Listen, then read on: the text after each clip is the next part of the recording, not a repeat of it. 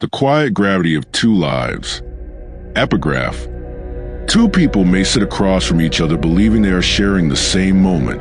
In reality, each may be witnessing an entirely different truth. KX. Chapter 1. The Evening That Did Not. Announce itself. Most beginnings announce themselves with noise. A dramatic introduction. A sentence remembered later as the first sign. A moment that can easily be circled in memory and labeled origin. Our beginning offered none of those conveniences. It arrived quietly. At the time, I did not recognize it as important. In fact, if someone had asked me that evening whether anything meaningful had occurred, I would likely have answered with the kind of indifference people use when describing ordinary days. Yet, when memory reconstructs the past years later, it tends to highlight small intersections that once appeared insignificant. This was one of them. I met Elle during a period of life when my attention was divided between two developing identities. One identity was already beginning to sharpen, disciplined, analytical, focused on building structures that could not easily collapse. That version of me preferred systems, strategy, and measurable outcomes. It would eventually grow into professional life others recognized. The second identity had not yet fully revealed itself. It was quieter then, less visible, but its foundations were already forming. Restlessness, unresolved impulses, the slow drift toward behaviors that would later become far more dangerous. At the time, I did not understand that both identities were growing simultaneously. Elle encountered me somewhere between them. The meeting occurred in a district people simply call the Harbor Quarter, a narrow coastal section of the city where streets curved unpredictably and cafes remained open long after most neighborhoods had gone silent. Evenings there had a particular rhythm. The sound of distant water moved through the streets like a slow breath. Lamps along the walkway cast uneven circles of light that rarely reached the pavement completely. Conversations drifted from table to table without clear boundaries. People often came to that place to think, or to avoid thinking. On that evening, I had chosen the second option. Work earlier that day had demanded extended concentration.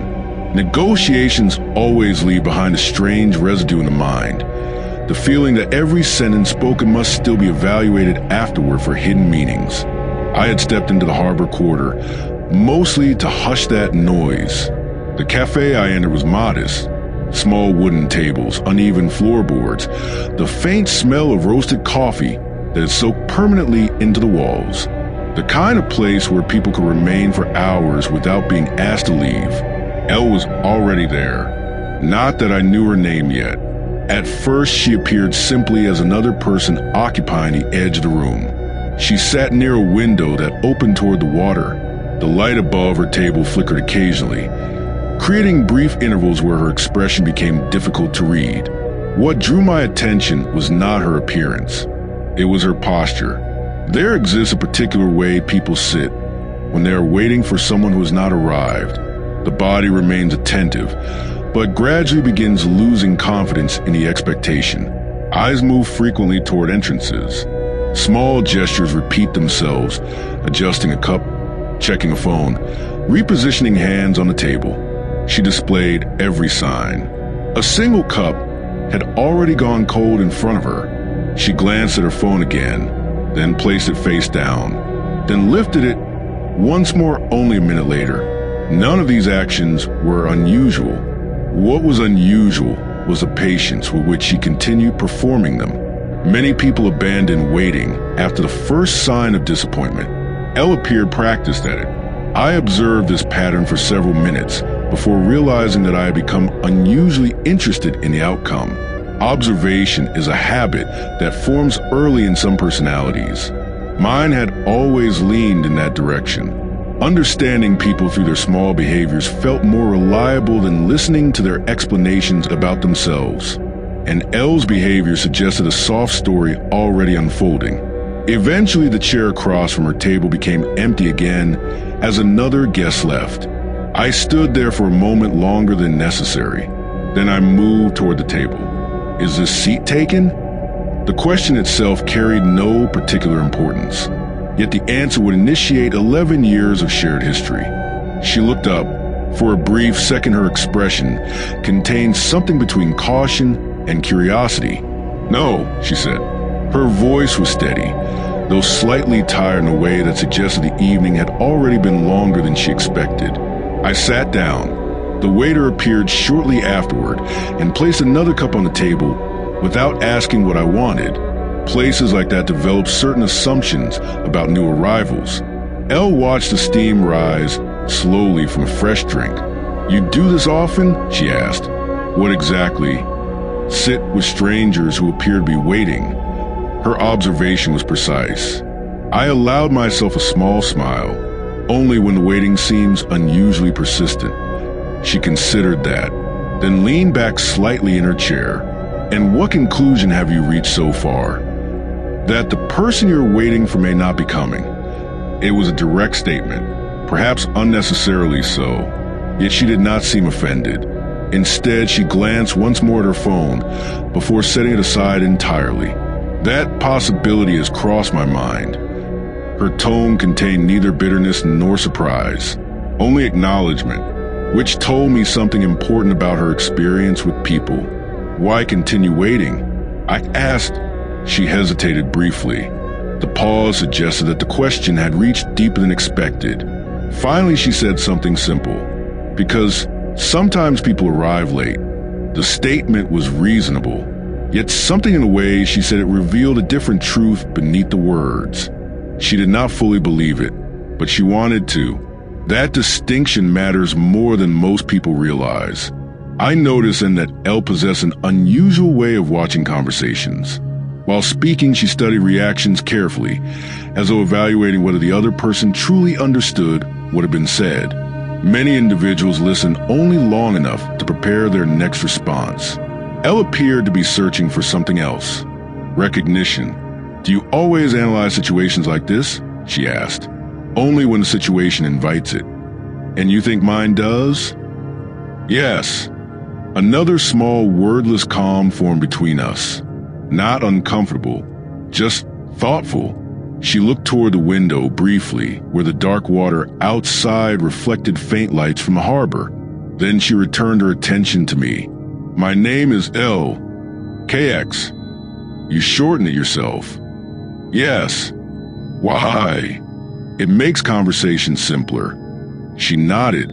Simplicity is underrated. That was the moment I noticed something else about her. Despite the fatigue in her posture, Elle's attention remained unusually present. She listened with genuine focus. Few people offer that kind of attention naturally.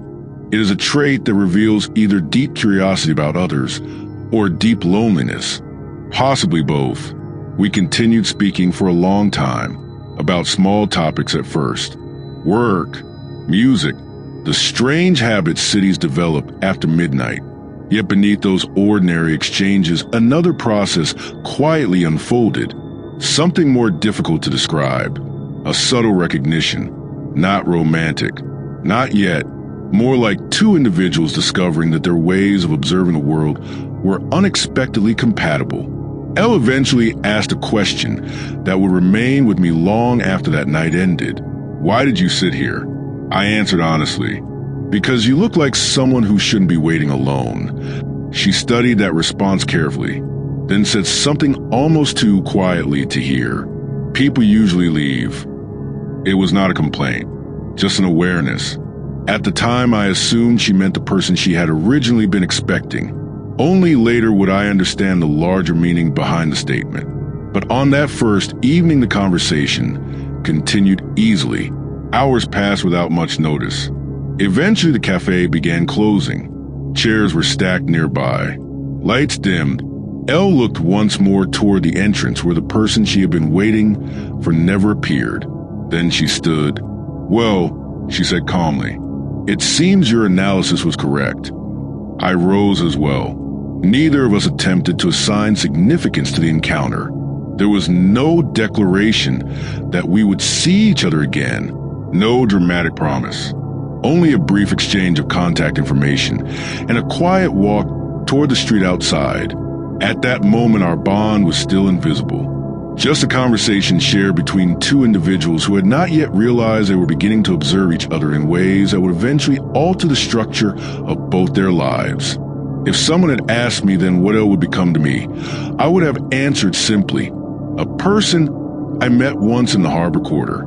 Memory, however, has a way of revealing how incorrect those early conclusions can be, because that quiet conversation would eventually expand into a history neither of us was prepared to manage. But that realization belonged to the future. That evening ended with something far simpler. Two people leaving the same cafe, each believing the encounter had been ordinary, neither yet aware that it would become the first thread in a bond that would stretch across more than a decade. Chapter 2, a language only two people notice.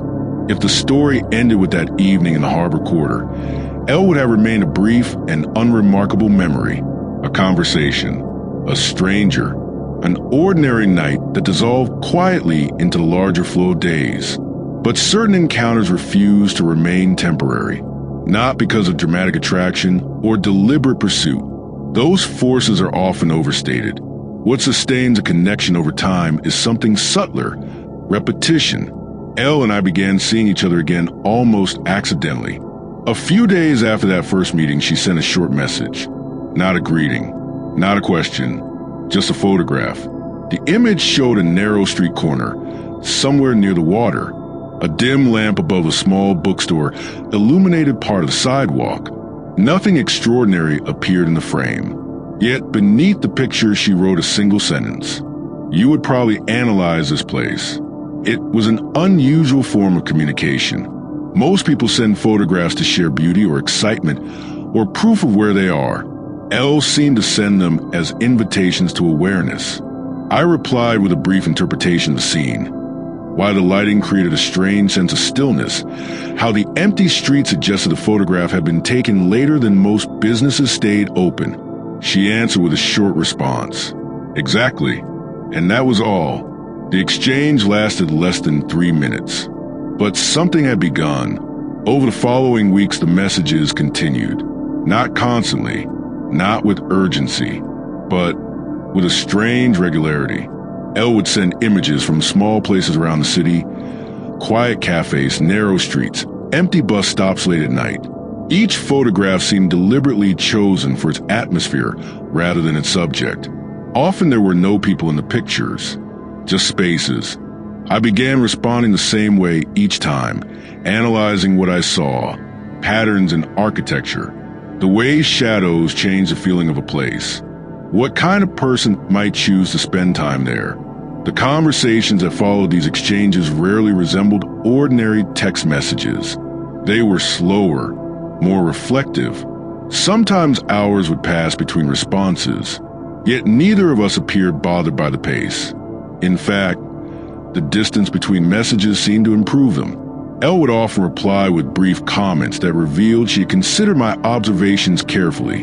You notice structures before people. That was one of the first things she said that stayed with me. What makes you think that?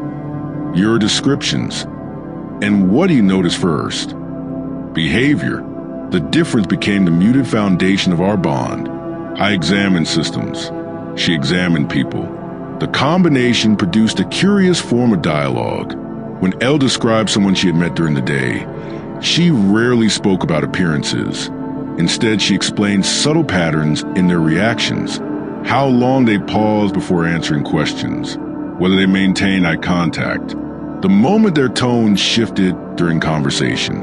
I responded by interpreting those observations like pieces of a larger puzzle. What motivations might explain those behaviors? What pressures the person might be experiencing? Over time, the discussions grew longer. Elle occasionally suggested meeting again in the Harbor Quarter, not frequently, perhaps once every week or two. Those evenings developed their own rhythm. We would sit for hours speaking about situations from our lives with a level of analytical detail that most people would find exhausting. Strangely, neither of us did. Elle appeared energized by the process.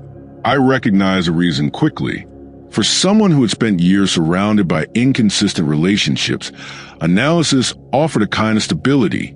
If people could be understood logically, perhaps they could be predicted. And if they could be predicted, perhaps they would stop surprising you with abandonment. But Elle rarely spoke about that history directly. She revealed it indirectly through examples. A friend who had disappeared after receiving help. A man who promised commitment, but quietly pursued other interests. A family situation where affection seemed conditional. Each story appeared simple on the surface, yet the emotional residue behind them was unmistakable. One evening, I asked a question that seemed obvious. Why do you continue trusting people? Elle took a long moment before answering. Because eventually someone might deserve it. It was not an optimistic statement. It was more like a calculation.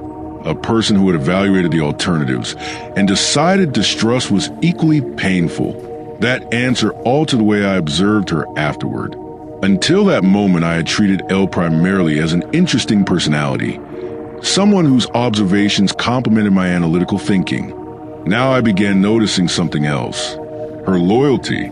Once Elle accepted someone into her life, she remained remarkably consistent. She remembered details. She followed through on plans.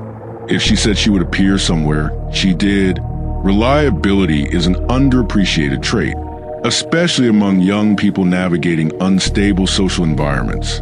Yet Elle practiced it almost instinctively. At the time, I interpreted that reliability as strength.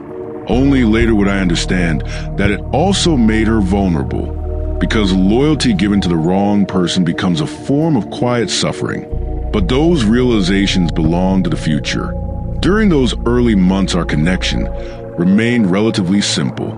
We spoke often. We observed the world together. We developed a habit of examining situations from both perspectives. Hers focused on behavior, mine focused on structure. People who encountered us casually might have mistaken the relationship for romance. In truth, it was something slightly different, at least at first. We were building a language, a way of communicating that relied on interpretation rather than emotional declaration. Elle never demanded attention. She simply remained present, and presence has a curious psychological effect. When someone appears consistently in your life, messages, conversations, hushed evenings in familiar places, they begin occupying mental space, even when they are absent. Gradually, I noticed that certain observations I made during the day were forming sentences in my mind before I had even spoken them. Sentences intended for Elle. That realization arrived slowly. So slowly, in fact, that I almost ignored it. Because recognizing the growing importance of another person requires acknowledging vulnerability. And vulnerability complicates the careful structures people build around their lives. But the process had already begun. Without announcement, without clear intention, Elle and I had developed something that resembled a partnership of perception. Two people studying the world together. Neither of us yet aware that this quiet bond would eventually grow strong enough to survive accidents, addiction, family judgment, and more than a decade of shared history. For now, it remained something simpler, a conversation that kept continuing. And a subtle sense that we were beginning to understand each other in ways neither of us fully expected. Chapter 3. The Shape of Elle's Stillness. Some truths appear in conversation, others appear in silence. Elle belonged to the second category. In the early months of knowing her, I noticed that she spoke easily about ordinary matters, places she had visited, small observations about strangers, the way certain streets felt different at night. These discussions flowed naturally. Nothing in them suggested restraint. But whenever a conversation drifted toward her personal history, something subtle changed. She did not refuse to answer. She simply reduced the amount of information available. A sentence that might have been a paragraph became a single phrase. An event that should have required explanation was described as if it were unimportant. At first, I assumed this was deliberate privacy. Many people maintain clear boundaries around their past. It is neither unusual nor suspicious. But Elle's stillness had a different quality. It was not defensive. It was protective. That distinction only became visible during one particular evening several months after we first met. We were sitting in the harbor quarter again, though at a different cafe this time. The place was quieter than our usual location. A narrow staircase led to an upper level, where only 3 tables had been placed near the windows. Outside, the water moved slowly to the harbor, reflecting scattered lights from the distant shoreline. Elle had brought her camera that night. Not a phone, an actual camera. It was an older model with a worn leather strap that suggested it had been used for years. She placed it carefully on the table between us. "You still prefer analyzing places instead of people," she said. "Places reveal people indirectly." That sounds like something someone says when they want to avoid studying emotions. Possibly. She smiled slightly, or maybe it's just easier. There was no accusation in her voice, just perception. Elle lifted the camera and turned it toward the window. She adjusted the lens slowly, focusing on the reflection of the harbor lights in the dark water. Then she lowered the camera again without taking the photograph. "I used to take pictures of people," she said. "What changed?" "They leave." The answer came without hesitation. It also arrived without explanation. I waited a moment before responding. "People always leave eventually." "Yes, but that didn't sound like what you meant." Elle rested her elbows lightly on the table and looked at the camera in front of her. "I mean they leave suddenly," she said. Without warning, silence followed, not uncomfortable, but significant. It was the first time she had spoken about abandonment directly rather than through indirect examples. "What happened?" I asked. Elle remained muted for several seconds, long enough that the waiter passed by and replaced a small candle on our table, without either of us noticing. Finally, she spoke again. "There were several people," she said. The phrasing was careful, not emotional, not dramatic, just factual. "They needed things." "What kind of things?" "Support, advice, time, sometimes money. And you helped them."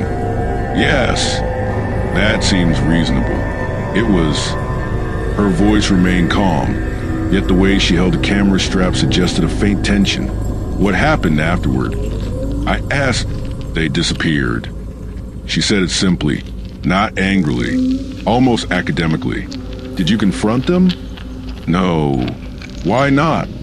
Elle tilted her head slightly, considering the question. "Because confrontation assumes the person still wants to be present." The statement carried an unusual clarity. It revealed a pattern of experience rather than a single incident. "How many times?" I asked. "Enough." That was all she offered, and in truth, it was enough information. The specific number did not matter. What mattered was the emotional conclusion she had drawn from those experiences. Elle did not expect betrayal dramatically. She expected disappearance quietly. That expectation shaped many of her behaviors, her patience, her attentiveness during conversation, her habit of studying people closely. If someone might vanish tomorrow, it becomes important to understand them while they remain. For several minutes we sat without speaking. Elle eventually lifted the camera again, and this time took the photograph she had been considering earlier. The soft click of the shutter sounded louder than expected in the still room. "What do you see when you look at people?" she asked. The question arrived unexpectedly. "Sequences," I said. "What kind of designs?" "Motivations, contradictions, decision structures." "That sounds like you're studying a market." "In many ways, people behave like markets." Elle laughed softly. "Only you would describe relationships that way." "It's not meant to remove emotion," I said, "just to understand behavior." "And what do you understand about me?" The question was direct, more direct than Elle usually allowed herself to be. I considered it carefully before answering. "You trust slowly," I said. "Yes." "But once you trust someone, you stay longer than most people would." Elle watched me closely now, and the people you've trusted haven't always deserved that level of loyalty. She looked down briefly at the photograph on the camera screen. "You're probably right. Does that make you want to change?" Elle shook her head. "No. Why not?" "Because the alternative would mean becoming like them." Her reasoning was simple, but it carried weight. Many people adapt to betrayal by becoming more distant, more suspicious, more transactional. Elle had chosen a different path. She continued offering loyalty. She simply became more careful about where she placed it. "You think I'm analyzing you," I said. "Aren't you?" "Yes." "And what conclusion have you reached?" I paused before answering. "You're stronger than you realize." Elle smiled faintly. "That sounds like something people say when they don't know what else to say." "No," I said. "It's something people say when they notice someone surviving patterns that would make others bitter." She studied my face again the way she often did during important conversations, as if evaluating whether the statement had been offered sincerely. After a moment, she nodded. "Maybe." Then she changed the subject. We began speaking about other things again. Music, work, small observations about people passing outside the cafe window. But the earlier conversation had altered something between us. Until that evening, our bond had been primarily intellectual. Two people exchanging observations about the world. Now another element had appeared. Trust. Not complete trust, but the first indication that Elle was willing to reveal parts of herself she usually kept hidden. At the time, I believed that meant our connection had deepened. What I did not yet understand was a responsibility that comes with being trusted by someone who has been abandoned before. Trust is not simply an emotional gift. It is also a form of expectation. And expectations, when unmet, create the most lasting damage. But that realization would come much later. For now, Elle simply placed the camera back on the table and said something quietly. "You're still here." The statement was small, almost casual, yet its meaning was unmistakable. She had noticed that I had not disappeared like the others. At least not yet. And in that moment, without either of us announcing it directly, a quiet agreement formed between us. Elle would continue trusting me, and I would continue appearing. Neither of us knew how difficult it would eventually become to keep that agreement. But on that evening, the bond felt steady. Two people sitting near the harbor, speaking quietly, believing, perhaps for the first time in Elle's case, that someone might remain. Chapter 4. The Agreement Without Words. There are relationships that begin with clear declarations. Two people recognize attraction, acknowledge it, and construct the structure of their bond openly. Expectations are spoken. Roles are defined. Each person understands where they stand. Elle and I never experienced that stage. Our bond formed differently. It developed through repetition, through quiet consistency, through the gradual accumulation of shared hours that eventually created something neither of us formally named. Months passed after the evening, when Elle first spoke about the people who had disappeared from her life. During that time, our meetings became more frequent, though still irregular enough to appear accidental from the outside. We rarely planned them far in advance. Instead, one of us would send a short message, a photograph, a question, sometimes nothing more than a single observation about something seen during the day. The bookstore with a crooked sign, closed today. The harbor was unusually still tonight. You would like the architecture of this building. These messages served as invitations, not demands. If the other person responded, the conversation continued. If not, it waited patiently until another moment appeared. This structure suited both of us. Elle valued presence but avoided pressure. I valued freedom but respected consistency. Between those two tendencies, a still balance formed. Eventually, our meetings expanded beyond the harbor quarter.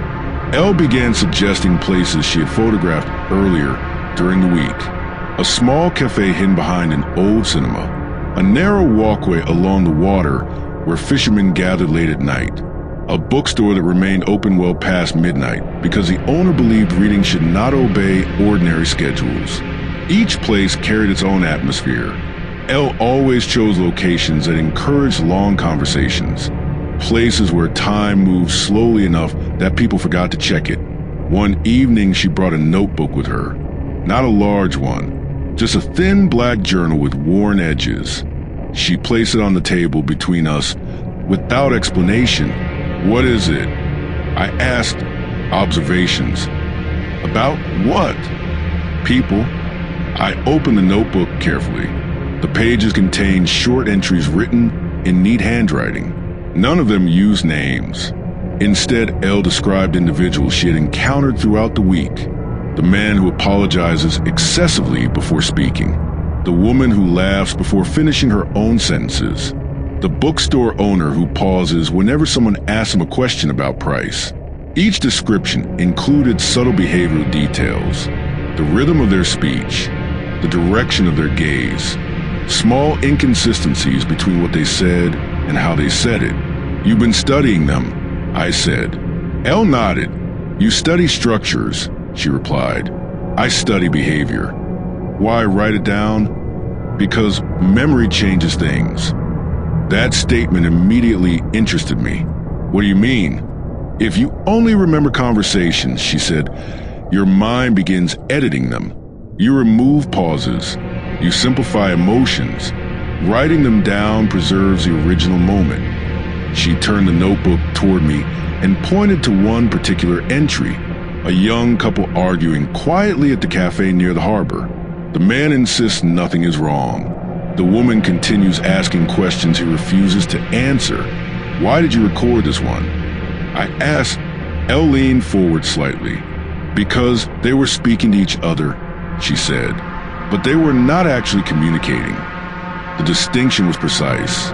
I had observed similar situations many times during professional negotiations.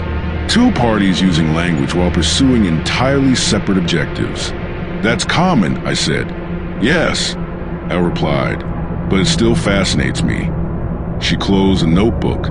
"For example," she continued, "you and I often appear to be discussing ordinary topics. And we aren't." "We are," she said, "but we are also studying each other at the same time." I considered that statement carefully. She was correct.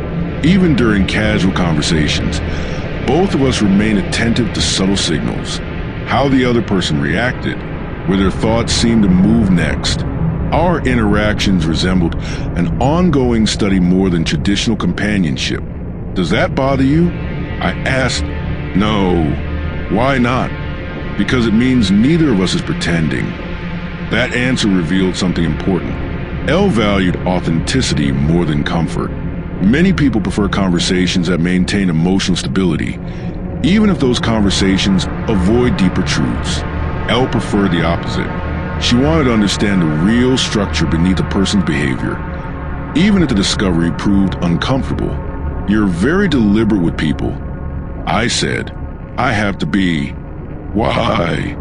She hesitated briefly, then offered a simple explanation. "Because when someone disappears from your life, you begin wondering what you missed." That sentence carried quiet weight. It explained her habit of observation. If people vanish unexpectedly, the mind naturally searches past interactions for clues. What signals were overlooked? What signs appeared but went unnoticed? Elle had chosen to prevent that uncertainty by studying behavior carefully from the beginning. It was both intelligent and exhausting, because constant observation leaves little room for emotional rest. "Does that ever become tiring?" I asked. Elle smiled slightly. "Of course." "Then why continue?" "Because eventually someone might stay." She said the same way she had months earlier. Calm, reasoned, not hopeful exactly, just committed to the possibility.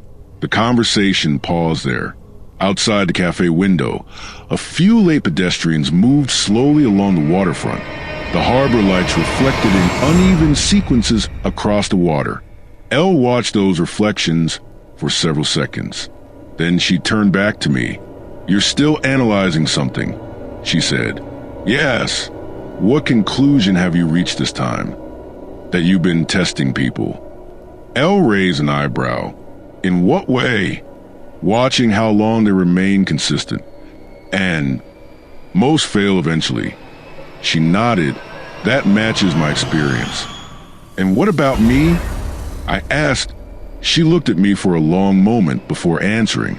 You haven't left. The statement was factual, not emotional, just an observation. At that stage, she was correct.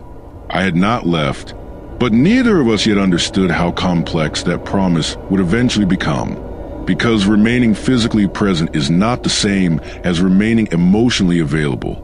And over the coming years, my life would introduce distractions powerful enough to challenge even Elle's remarkable loyalty. Yet during those early months, everything still appeared stable. Our conversations continued. Our meetings grew more comfortable. Eventually, Elle stopped bringing the notebook because she no longer needed it during our discussions. We had developed our own language of awareness, a rhythm of speaking and listening that required very little explanation.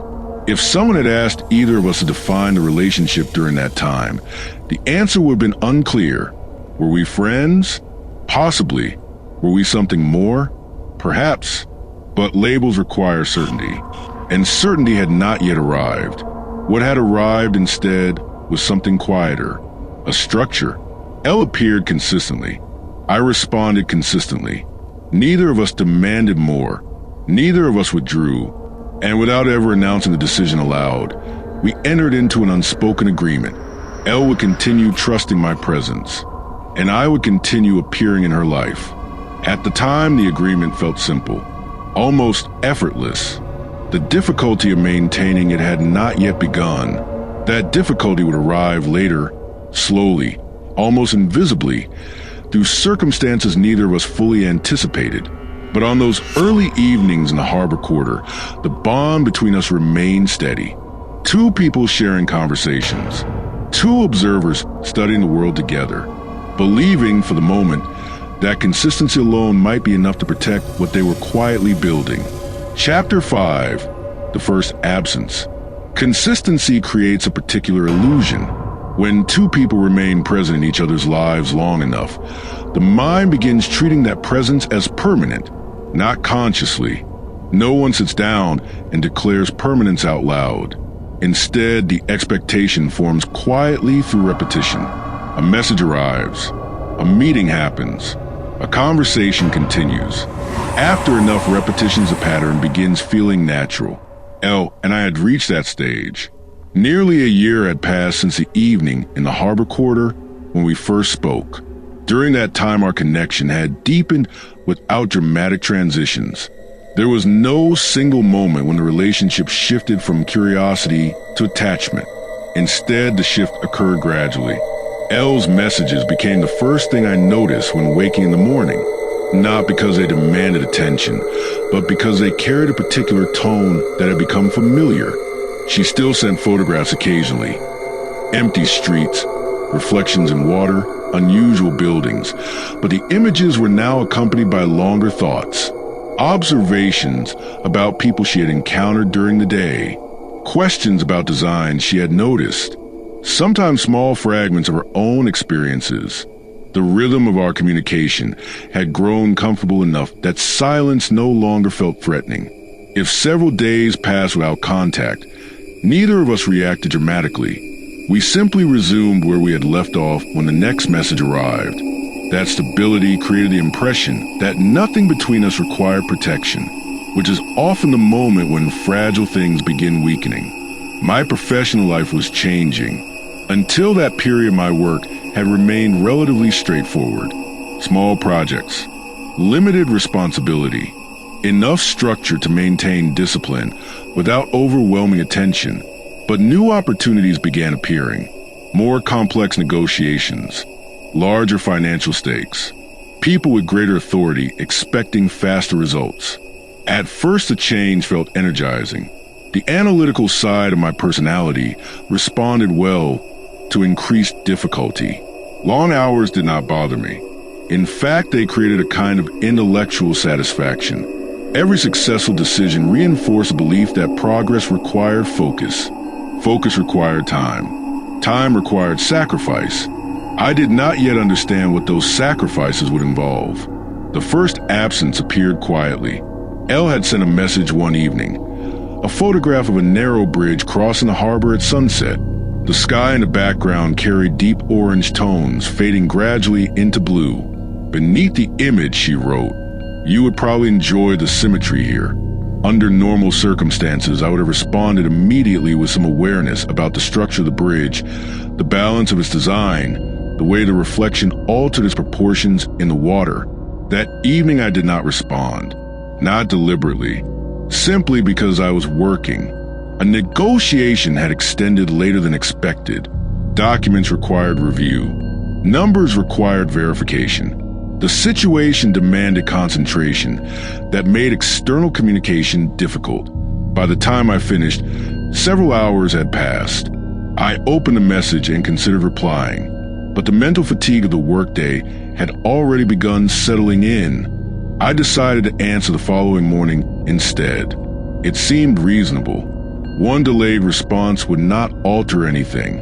Morning arrived with another meeting, then another. By midday, I had forgotten the photograph entirely. It was Elle who reminded me. Her second message appeared early that afternoon. Long day. The tone carried no accusation, just observation. I responded quickly this time. Yes, work expanded unexpectedly. Her reply arrived shortly afterward. That happens. Nothing more. No questions. No explanation about the photograph from the night before. The conversation ended there. At the time, I considered the situation insignificant. People become busy. Schedules change. Elle had always respected that reality. What I failed to notice was a subtle shift that occurred afterward. For the first time since we met, Elle waited before sending another message. Not hours. Several days. When the next photograph arrived, it appeared without commentary. Just an image of the harbor late at night. Dark water. A single light reflected near the center. No caption. I responded with my usual analysis of the composition, but something felt slightly different. The exchange ended sooner than normal. Our next meeting in the harbor quarter occurred about a week later. Elle looked the same as always. Same calm posture. Same careful attention during conversation. Yet there was a faint difference in the rhythm of our interaction. She asked about my work. I explained the increasing complexity, the larger negotiations, the longer hours. Elle listened quietly. "You seem energized," she said. "I am." "That's good." Her tone remained neutral, encouraging even, but I noticed she did not speak about her own week as much as she normally did. Instead, she asked more questions about mine. "How many hours are you working now?" "Sometimes 12. "And you enjoy that?" "Yes." "Why?" "Because solving difficult problems feels satisfying." Elle nodded slowly. "That makes sense." Another silence followed. Then she said something that sounded almost casual. "You're becoming busier." "Yes." "That will probably continue." "Most likely." She considered that statement for a moment before asking another question. "Will you still have time to analyze photographs?" I laughed slightly. "Of course." But the answer had arrived too quickly. Elle noticed. "You said that very confidently," she said, "because it's true." Maybe. The word carried neither doubt nor agreement, just possibility. At the time, I interpreted her tone as mild curiosity. What I did not understand yet was that Elle had begun observing something else. Patterns. Elle studied behavior carefully, and the first small break in our pattern had already appeared. A delayed message, a shortened conversation, more time spent describing work than discussing observation. For most relationships, those details would seem insignificant, but Elle had built her life around recognizing early signals. Because once someone disappears entirely, it becomes too late to understand why. That evening, our conversation eventually returned to familiar topics. Architecture, human behavior, the strange atmosphere of the harbor after midnight. Yet when we left the cafe, Elle paused near the walkway overlooking the water.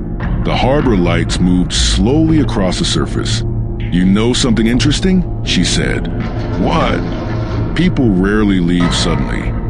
I looked at her. "What do you mean?" "They leave gradually." She gestured toward the dark water. "First the structure changes, then the timing, then the distance grows." Her tone remained calm, almost academic. "You studied this before." I said, "Yes." "And you think that structure might happen again?" Elle shrugged slightly. "Patterns repeat." For a moment, neither of us spoke. Then she smiled faintly. "But not always." The statement was reassuring, yet it contained an important condition. Patterns repeat, but not always. At the time, I believed our bond was strong enough to avoid that outcome. I believed consistency would continue naturally. What I did not yet realize was that absence rarely begins dramatically. It begins with small delays, missed messages, conversations shortened by exhaustion, each change appearing reasonable on its own, until eventually the design that once felt permanent becomes difficult to recognize. And by the time someone finally notices, the distance has already begun. Chapter 6. The muted exchange of gravity. Human connections rarely fracture through confrontation. They change direction, gradually. So gradually that both individuals involved often continue believing nothing essential has shifted. During the months following my expanding professional obligations, Elle and I did not argue. No conflict erupted. No dramatic conversation forced us to define what was happening. Instead, our dynamic adjusted itself in smaller ways. When two people spend enough time studying each other, they begin sensing changes long before those changes become visible. Elle sensed them first, not because she was more emotional, because she was more attentive to behavior. Her messages did not stop, but they altered. The photographs remained: streets, quiet spaces, reflections on water, but the commentary beneath them became shorter. The thoughtful questions she once asked about people or conversations appeared less frequently. At first, I interpreted this change as coincidence. Work had become demanding. My attention during the day moved quickly between meetings, negotiations, and documents requiring careful evaluation. Even during moments of rest, my mind continued reorganizing information from earlier discussions. Efficiency had become my default mode of thinking. Efficiency does not encourage long conversations. Elle seemed to recognize this adjustment before I did. She adapted without mentioning it. One evening I noticed that her messages had begun arriving later at night, after midnight, sometimes closer to 2 in the morning. The photographs she sent during those hours carried a different atmosphere. Empty sidewalks illuminated by isolated streetlights. Reflections in windows of buildings already closed. Occasionally the interior of a still cafe where only 1 or 2 people remained. The images felt more solitary. I responded when I could, but the pace of my replies had changed. Instead of thoughtful paragraphs analyzing each scene, I often sent shorter responses, brief observations, acknowledgments, efficient communication. Efficiency, however, rarely nurtures emotional bonds. One particular evening revealed this shift clearly. Elle sent a photograph of a narrow staircase descending toward the harbor. The image contained almost no color, only shadows and faint light reflecting off the metal railing. Beneath it she wrote, "Some places feel like pauses." The sentence invited interpretation. In the past, I would have responded immediately with an analysis of the composition, the symbolism of descending stairs, the way light interacted with the structure, the emotional atmosphere of transitional spaces. Instead, I wrote, "Interesting lighting." The reply appeared on my screen seconds after sending it. Elle responded several minutes later. "Yes, nothing else." At the time, I did not notice how dramatically our conversation had simplified. Elle did. Her next action demonstrated it. Instead of sending another photograph that week, she asked to meet. We returned to the harbor quarter again. Though this time Elle selected a small cafe positioned farther from the water than our usual places. The interior lighting was softer. Bookshelves lined the walls. Conversations remained muted enough that individual voices rarely carried beyond their tables. Elle arrived earlier than I did. She was reading when I entered, not observing the room. Reading. That alone felt slightly unusual. Elle rarely distracted herself with books during our meetings. She preferred watching people move through spaces. "You discovered literature," I said when I sat down. She closed the book and smiled faintly. "I've always liked books. You just usually prefer studying people." "People are unpredictable," she replied. "Books eventually reveal their structure." The statement sounded thoughtful, but distant. I ordered coffee. For several minutes we spoke about neutral topics. My work, her photography, a new exhibition she had visited earlier in the week. Then Elle asked a question that seemed unrelated. "Do you believe success changes people?" The question arrived casually, yet something in her tone suggested careful consideration. "Yes," I said. "In what way?" "It reorganizes priorities." That sounds like a diplomatic answer. It's accurate. Elle leaned back slightly in her chair. "And what priorities does success reorganize?" "Time," I said. "Mostly time." She nodded. "That seems true." Her gaze moved briefly toward the window before returning to the table. "And when time changes," she continued, "other things adjust around it." "Yes." Conversations become shorter. Sometimes. Meetings become less frequent. That can happen. Elle studied my reaction closely. "And relationships?" The question arrived quietly. I answered honestly. "They adapt." Elle did not respond immediately. Instead, she reached into her bag and removed a small notebook I had seen months earlier. The same black cover. The same careful handwriting inside. "You stopped writing observations," I said. "No," she replied. "I just stopped bringing them." She opened the notebook and turned several pages. The entries had changed. Earlier observations had described strangers, people she encountered during ordinary days. Now the notes contained reflections about structures between individuals who knew each other well.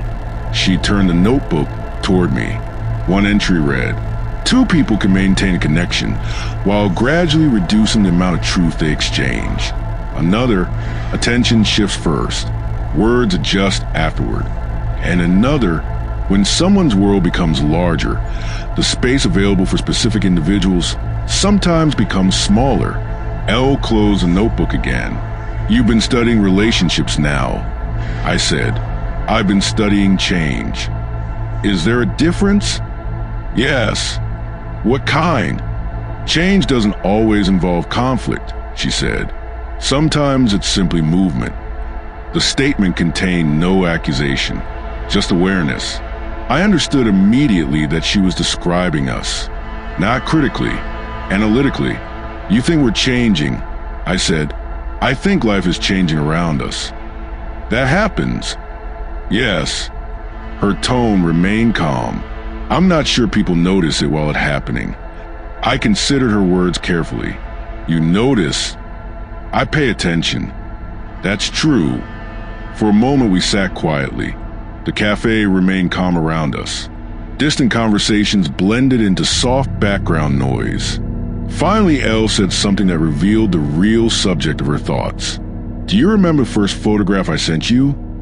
"The bridge," I said. "At sunset." "Yes." "You wrote 3 paragraphs about its symmetry." I was very enthusiastic. She smiled. "I like that." "What changed?" "You became busier." "That's inevitable." "Yes." Another small stillness formed. Then Elle said something simple. "I hope you remain happy." The sentence carried no emotional pressure, just sincerity. But I recognized the meaning beneath it. Elle was preparing herself for a possibility she had experienced before. Distance, not dramatic disappearance. Gradual separation. At that moment, I believed the concern was unnecessary. Our bond had survived many months already. Why would professional success change that? What I did not yet understand was that Elle had studied behavioral patterns long enough to recognize early indicators, and my life had begun producing them, not intentionally, not maliciously, simply as a consequence of growth, moving in different directions. That evening we left the cafe together and walked through the narrow streets leading back toward the harbor. Neither of us spoke about the notebook again, yet the observations inside it lingered in my mind. Two people can maintain a connection while gradually reducing the amount of truth they exchange. Elle had written the sentence as a general principle, but I could not avoid noticing how precisely it described the moment we were beginning to inhabit. The soft exchange of gravity had already started, and neither of us yet knew how far the shift would eventually carry us. Chapter 7. A season without coordinates. Human lives rarely change direction through a single decisive moment. Transformation tends to occur through accumulation. One opportunity leads to another.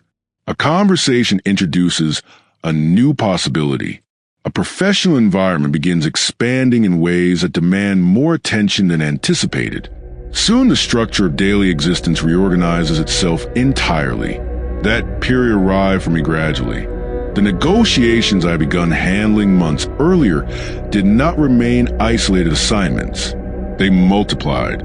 Clients who value precision recommended my work to others who valued the same quality. Meetings extended beyond local offices. Documents grew thicker. Decisions carried larger consequences. The analytical side of my personality welcomed the challenge. Complexity stimulates certain minds. Mine responded to it naturally. The process of evaluating risk, identifying leverage points, and guiding outcomes through careful language felt less like labor and more like sophisticated puzzle. But puzzles require immersion. Immersion requires time. And time, unlike ambition, exists in fixed quantities. By the beginning of that year, my daily routine had transformed completely. Morning began with communication from international partners whose workdays overlapped with the earliest hours of mine. Calls followed immediately. Reports required review. Financial structures demanded attention that left little room for distraction. Evenings rarely ended the workday. Often they extended it. New proposals arrived after midnight. Urgent questions from colleagues appeared while most of the city slept. The professional version of my identity was expanding rapidly. Elle remained present during this transformation, but our interactions had entered a different rhythm. Not worse, simply different. She no longer sent photographs as frequently. When she did, the images contained fewer symbolic elements than before. Instead of empty streets or reflective water, her pictures now captured ordinary details. A bench beneath a tree, a street vendor preparing food, a bookstore window displaying unfamiliar titles. The photographs appeared less like invitations for interpretation and more like fragments of daily life. One evening, she sent a short message without any image attached. "You seem far away lately."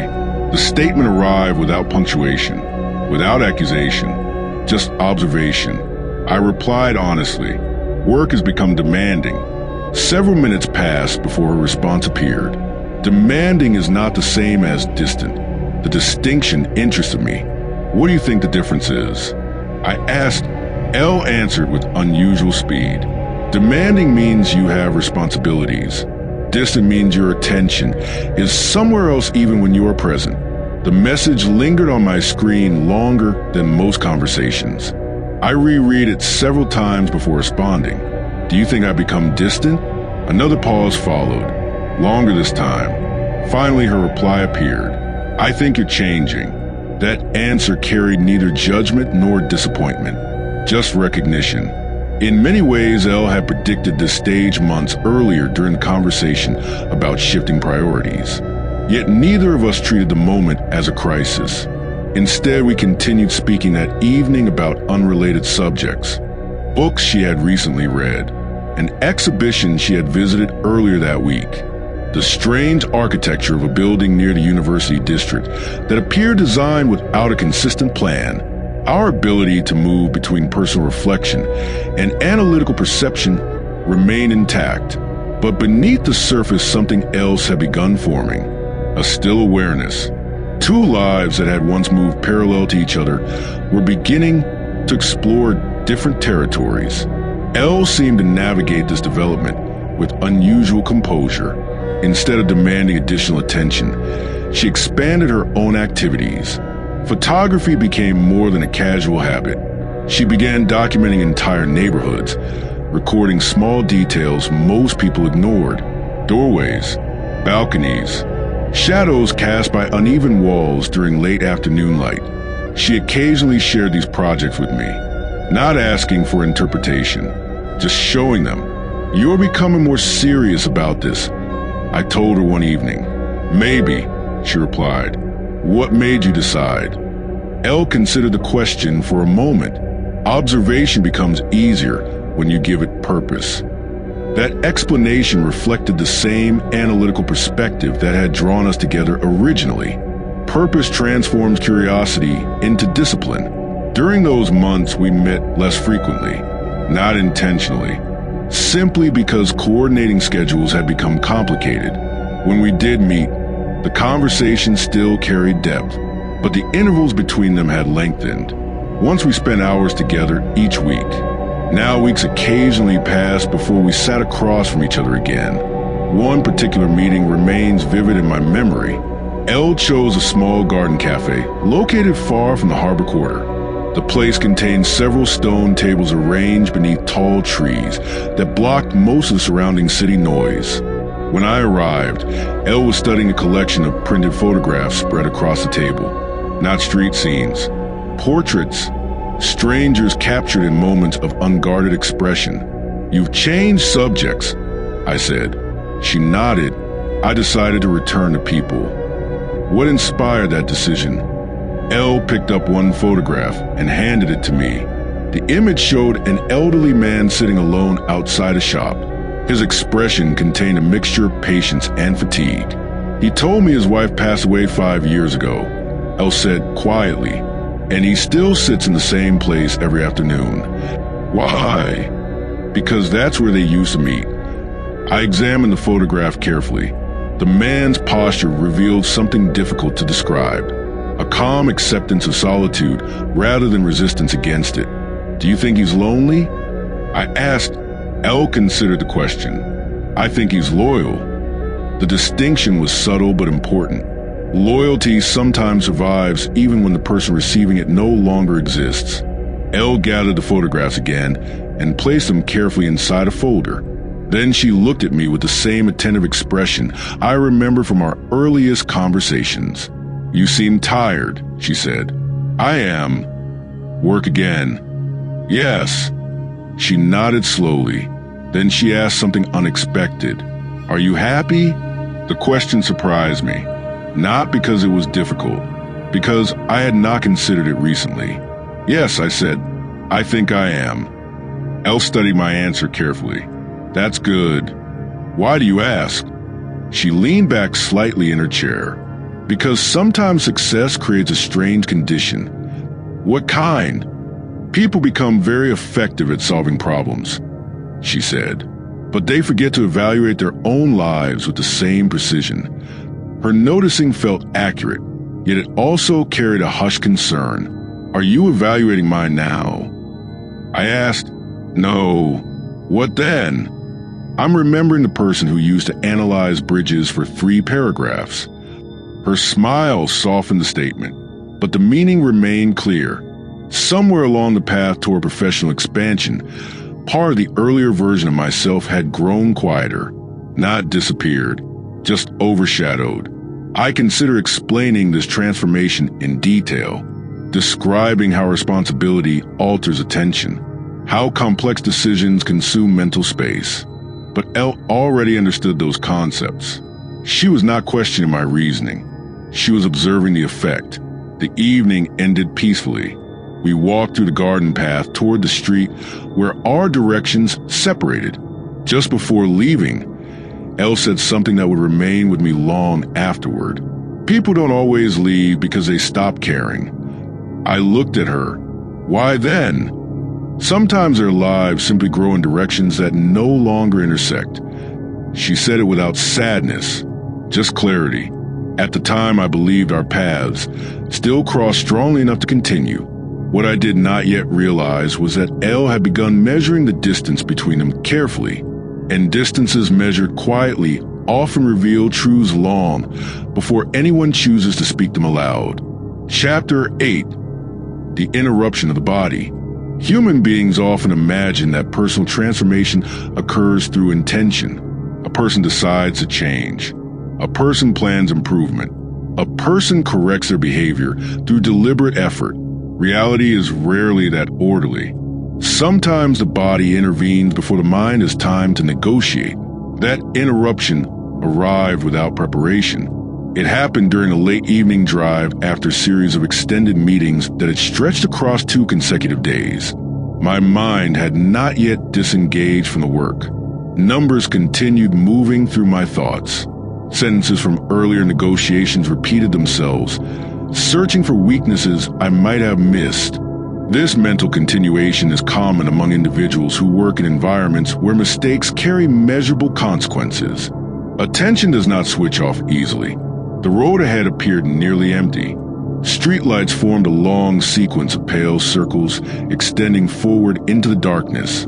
The city had already entered the quiet hours when most activity retreats indoors. I remember noticing the rhythm of those lights. 1, 2, 3. Then the rhythm disappeared. Impact has a strange relationship with time. Some people describe it as instantaneous.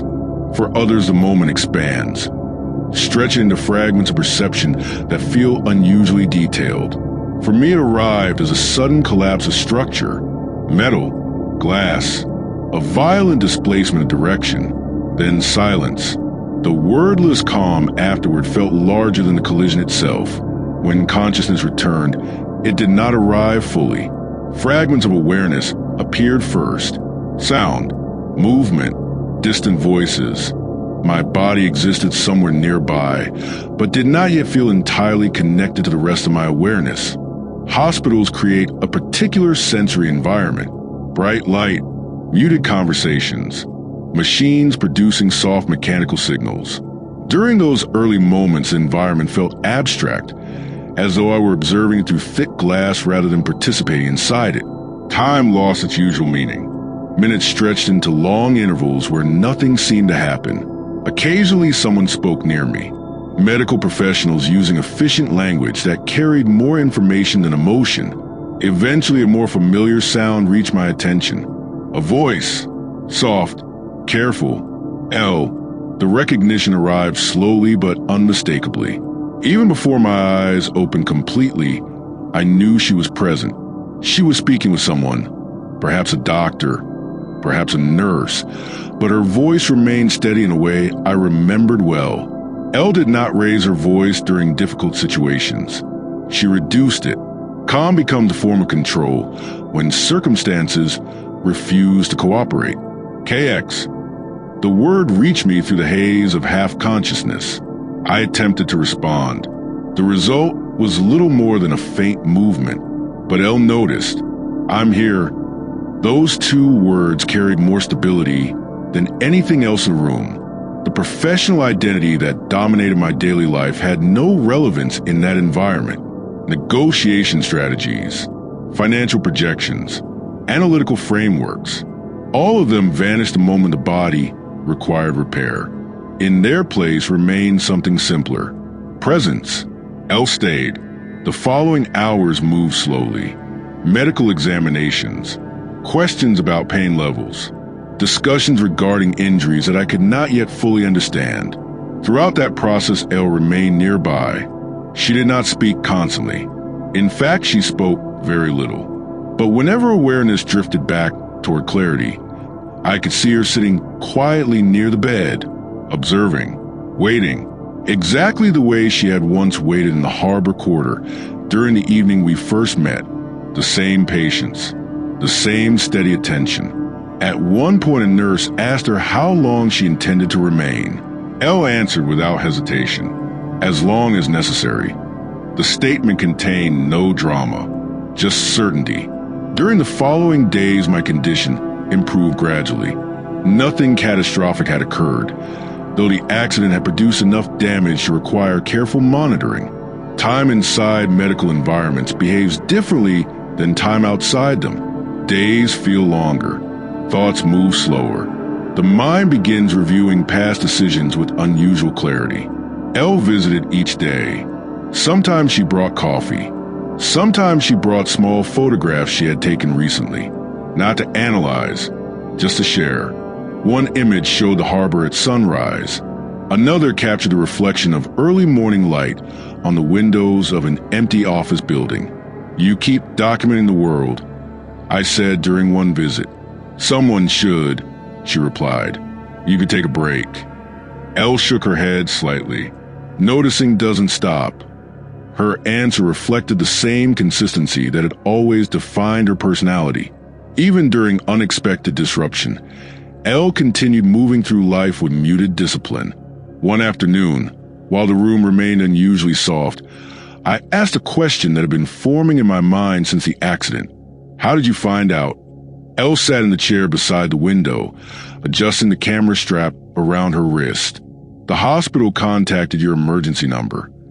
And you came immediately." "Yes." "Why?" She looked at me as if the question required clarification. "Because you needed someone there." The answer sounded obvious, yet it carried a deeper meaning. Many individuals offer loyalty during ordinary circumstances. Elle demonstrated it during uncertainty. That distinction matters more than most people acknowledge. Later, that evening, Elle asked a question of her own. "Do you remember anything about the moment before the accident?" "Very little." "What do you remember?" I thought carefully. "The streetlights." "What about them?" "They disappeared." Elle considered this image quietly. Light patterns often reveal more than we notice. "Explain." "When something disrupted design," she said, "it forces people to reconsider what they assumed was stable." Her words carried analytical precision. Even in situations involving physical vulnerability, Elle continued examining events through observation. "You think the accident will change something?" I asked. "Yes." "In what way?" Elle leaned back slightly in the chair. "I'm not sure yet." Her gaze moved briefly toward the window where the afternoon light had begun fading. But interruptions often reveal what matters most.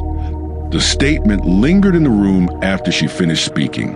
Because despite the accident, despite the professional pressures that had gradually altered my routine, Elle remained present, unchanged, reliable, observing. And for the first time in many months, I recognized something clearly. While my life had expanded outward through ambition and responsibility, Elle had remained a single constant within it. The person who continued appearing regardless of circumstance. The person who had not disappeared. At that moment, I believed that realization would strengthen the bond between us. What I did not yet understand was that constancy can create its own form of imbalance. Because when one person becomes the stable center of another person's life, expectations grow silently around that stability. Expectations that eventually demand equal presence in return. And equal presence was something my expanding world was becoming increasingly difficult to provide. Chapter 9, The Debt of Survival. Recovery does not feel heroic. Stories often describe survival as a triumphant moment. Someone opens their eyes, breath returns, the world appears brighter, and life becomes meaningful again. Reality is colder. Recovery feels like debt. A body that barely survived begins demanding repayment for every moment it was neglected. Pain arrives first, then immobility, then the soft humiliation of dependence. The accident did not destroy me, but it interrupted the illusion that I controlled the structure of my life. For years I had operated under a simple belief: discipline determines outcomes. If you think clearly, work relentlessly, and maintain control over your environment, life becomes manageable. Hospitals dismantle that belief quickly. Inside those rooms, control belongs to biology, and biology negotiates slowly. Elle witnessed that entire phase. She did not treat it like tragedy. She treated it like a responsibility. Every morning, she arrived with the same quiet routine. Coffee placed carefully beside the bed. Curtains adjusted so light entered the room without hurting my eyes. Conversations kept calm enough that exhaustion did not grow worse. She rarely spoke about the accident itself. Instead, she spoke about small things happening outside the hospital walls. A street musician she heard while walking toward the building. A shop owner arguing about the price of flowers. A dog that refused to leave the doorway of a bakery. At first, I assumed she was avoiding the subject deliberately. Eventually, I realized she was protecting something. Not me, the atmosphere. Pain becomes unbearable when it is constantly analyzed. Elle understood this instinctively. She replaced heavy conversations with ordinary observations. The effect was subtle but powerful. The hospital room stopped feeling like a place where life had paused. Instead, it became a temporary location where life continued differently. One afternoon, during a moment when the medical staff had finally left the room quiet for several hours, I asked Elle something that had been forming slowly in my thoughts. "Why didn't you leave?" Elle was sitting near the window with her camera resting on her lap. She had been studying the way afternoon light passed across the white hospital walls. "Leave where?" she asked. "This." She looked at me for several seconds before answering. "You were alone. That happens." "Yes." "And you stayed?" Elle tilted her head slightly, the way she often did when considering a question that seemed unnecessarily complicated. "You're important to me," she said simply. The answer sounded so direct that it almost felt incomplete, but Elle rarely decorated her statements. Meaning arrived without embellishment.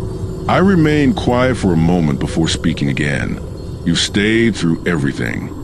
"Yes." "The distance." "Yes." "My distractions." "Yes." "The accident." "Yes." Her voice never changed tone. No bitterness. No reminder of sacrifice. Just acknowledgement. "Why?" I asked again. Elle smiled faintly. "You always ask questions like you're investigating something." "I usually am." "You're trying to calculate loyalty." "Is that wrong?" "Not wrong." She paused briefly before finishing the thought. Just incomplete. "In what way?" Elle looked down at the camera in her hands. "Loyalty isn't calculated." "Then what is it?" "Chosen." Her words remained calm, but the meaning carried weight. "You choose someone," she continued quietly, "and then you stay." That sounds simple. It is simple. People rarely behave that way. Elle shrugged slightly. People also leave. The statement returned us to the same theme she had introduced years earlier when we first began speaking. Disappearance. But this time the context felt heavier. Elle had not disappeared. She had stayed through circumstances that would have exhausted most relationships. Illness, distance, emotional neglect. Yet she remained. The realization produced an uncomfortable awareness. A debt, not financial, not practical, emotional. Elle had invested a level of consistency into my life that I had rarely returned with equal attention. During the early years of our connection, she had adapted to my absence. Later, she had supported my recovery. Now she sat beside my hospital bed as though the decision required no explanation. "You shouldn't have to do this," I said. "Do what?" "Carry everything." Elle laughed softly. "I'm not carrying everything." "It feels that way." "That's because you're seeing it during a difficult moment." Her tone remained patient. "You supported me before," she added. The statement surprised me. "When?" "Many times." "I don't remember doing anything like this." "You helped when my life was chaotic." "That's different." "Is it?" "Yes." "How?" I hesitated, because the truth felt uncomfortable to articulate. "You gave more than I did," I said finally. Elle shook her head immediately. "That's not how relationships work." "Then how do they work?" "People take turns being strong." The idea sounded reasonable, but something inside me resisted it. because I knew the pattern had not been equal. Elle had remained steady during periods when I disappeared into work, addiction, distraction, and recovery. She had waited, and waiting requires strength that rarely receives recognition. Elle eventually stood up and walked toward the window again. The light outside had begun fading into evening. "You're thinking too much," she said without turning around. "That's my default condition." "Yes." She lifted the camera and captured a photograph of the sunset, reflecting across the glass of the opposite building. "What did you take a picture of?" I asked. "The light." "Why?" "Because it changes quickly." The answer sounded symbolic, but Elle meant it literally. Noticing remained her instinctive way of processing the world. She lowered the camera and looked back at me. "You should rest." "I will." But sleep did not arrive immediately. Instead, my thoughts moved slowly through memories of the past several years. Elle waiting beside the harbor. Elle sending photographs every day during my long absence. Elle visiting constantly after the accident. Each memory revealed the same pattern. Consistency, a rare quality in human relationships. And the more clearly I recognized that structure, the more another realization appeared beneath it. Consistency creates expectation. When someone always stays, the mind begins believing they always will. That belief can quietly reshape the way a person behaves. Less urgency, less gratitude, less awareness of how fragile presence actually is. At that moment, lie inside the hospital room while Elle quietly prepared to leave for the evening, I felt something unfamiliar. Fear, not of injury, not of death, but of losing the one person who had remained when everything else in my life collapsed. The fear arrived late, years late, because Elle had always been there. And the human mind often fails to appreciate permanence until it begins imagining its absence. What I did not yet understand was that Elle had been measuring that imbalance for much longer than I had. And eventually, even the most loyal person begins asking a silent question. Not about love, but about reciprocity. How long should someone continue giving stability to a person who rarely returns it with equal presence? That question had not yet been spoken, but somewhere inside Elle's quiet patience, it had already begun forming. Chapter 10. The Rooms Where Stillness Lives. Recovery did not return life to its previous shape. It revealed the damage that had been accumulating long before the accident happened. When the doctors finally allowed me to leave the hospital, the world outside felt unfamiliar in a way I had not expected. Streets looked identical. Buildings had not moved. The harbor continued its slow breathing against the edges of the city. Yet everything inside me felt rearranged. Weakness produces clarity, not wisdom, not peace. Clarity. For the first time in years, I could see how uneven the architecture of my life had become.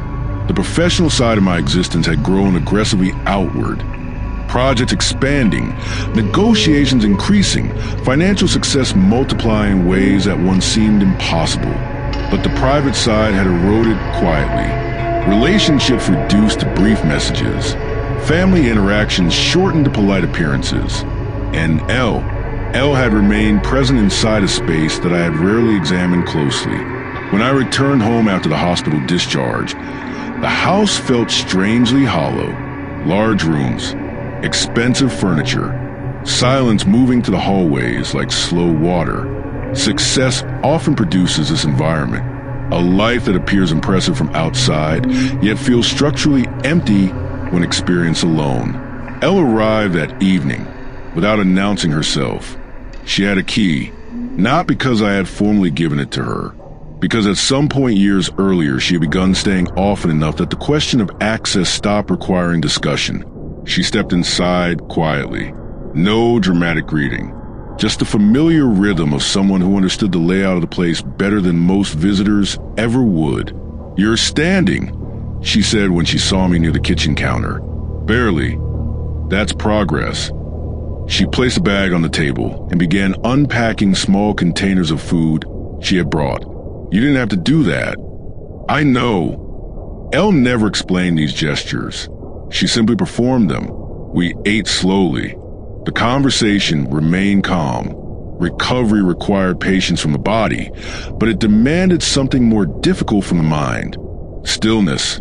For years I had moved continuously, between meetings, negotiations, travel, work, distractions that prevented extended reflection. Now movement was limited, and reflection filled the empty spaces.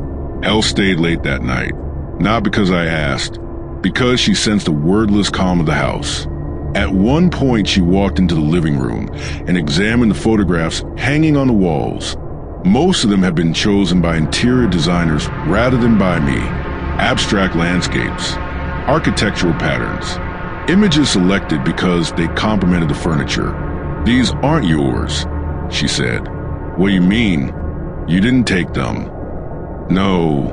Elle studied the frames carefully. "You should replace them." "With what?" She looked at me.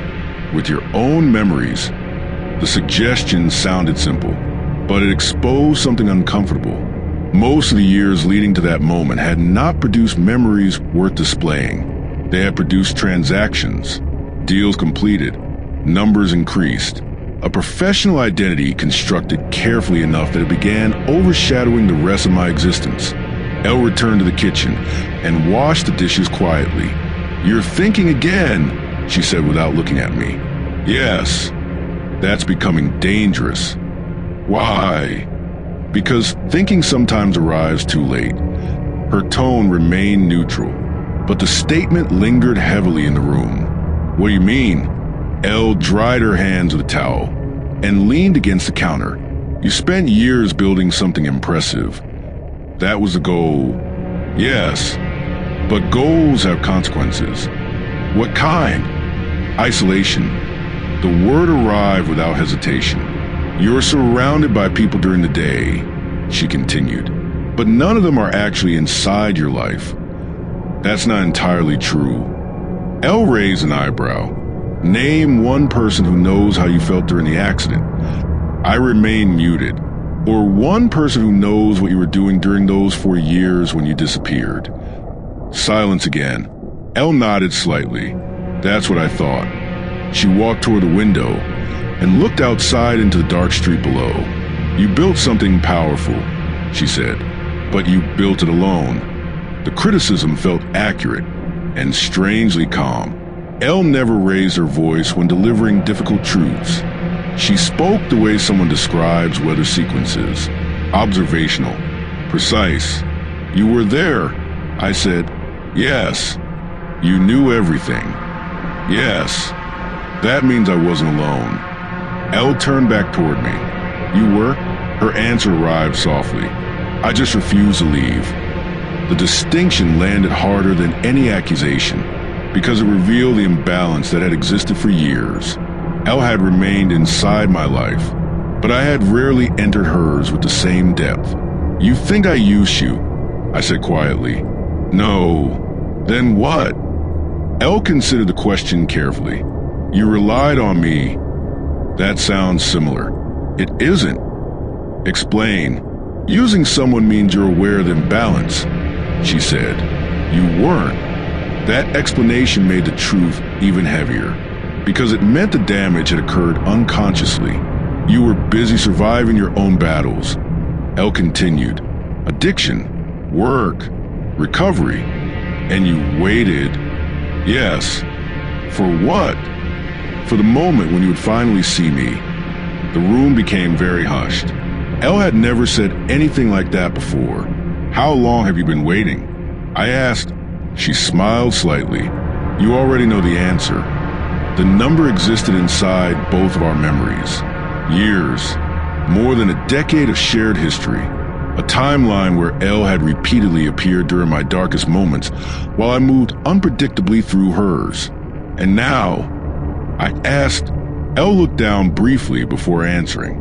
"Now things feel different." "How?" "You're awake." The statement sounded hopeful, but something inside it carried uncertainty. "You mean after the accident?" "Yes." "Is that good?" "I don't know yet." She spoke honestly. The uncertainty was real. because survival sometimes arrives too late to repair what has already been strained. Elle gathered her bag and prepared to leave. Before reaching the door, she paused. "You once asked why I stayed." "Yes." "Do you know the real answer?" I shook my head. Elle looked directly at me. "Because I believed one day you would finally look at me the way you look at the world." "What does that mean?" "The way you analyze structures," she said. "The way you notice structures." Her voice softened slightly. "I hope one day you would study me with the same attention." The statement felt devastatingly hushed, because it revealed something simple. Elle had never wanted grand gestures. She wanted attention, presence, recognition. And for years I had offered those things to business partners, negotiations, and strangers whose decisions carried financial value, but rarely to the person who had remained beside me through every collapse. Elle opened the door slowly. Before leaving, she said one final sentence. "You're starting to see things now." Then she stepped outside into darkness. The house became silent again. But this time the silence felt different, heavier, because clarity had arrived. And clarity often reveals something far more frightening than ignorance. Time. Time already spent. Time already lost. And the terrifying possibility that recognition might have arrived too late to change what had already begun slipping away. Chapter 11. The slow corruption of distance. After Elle left that night, the house changed. Not physically.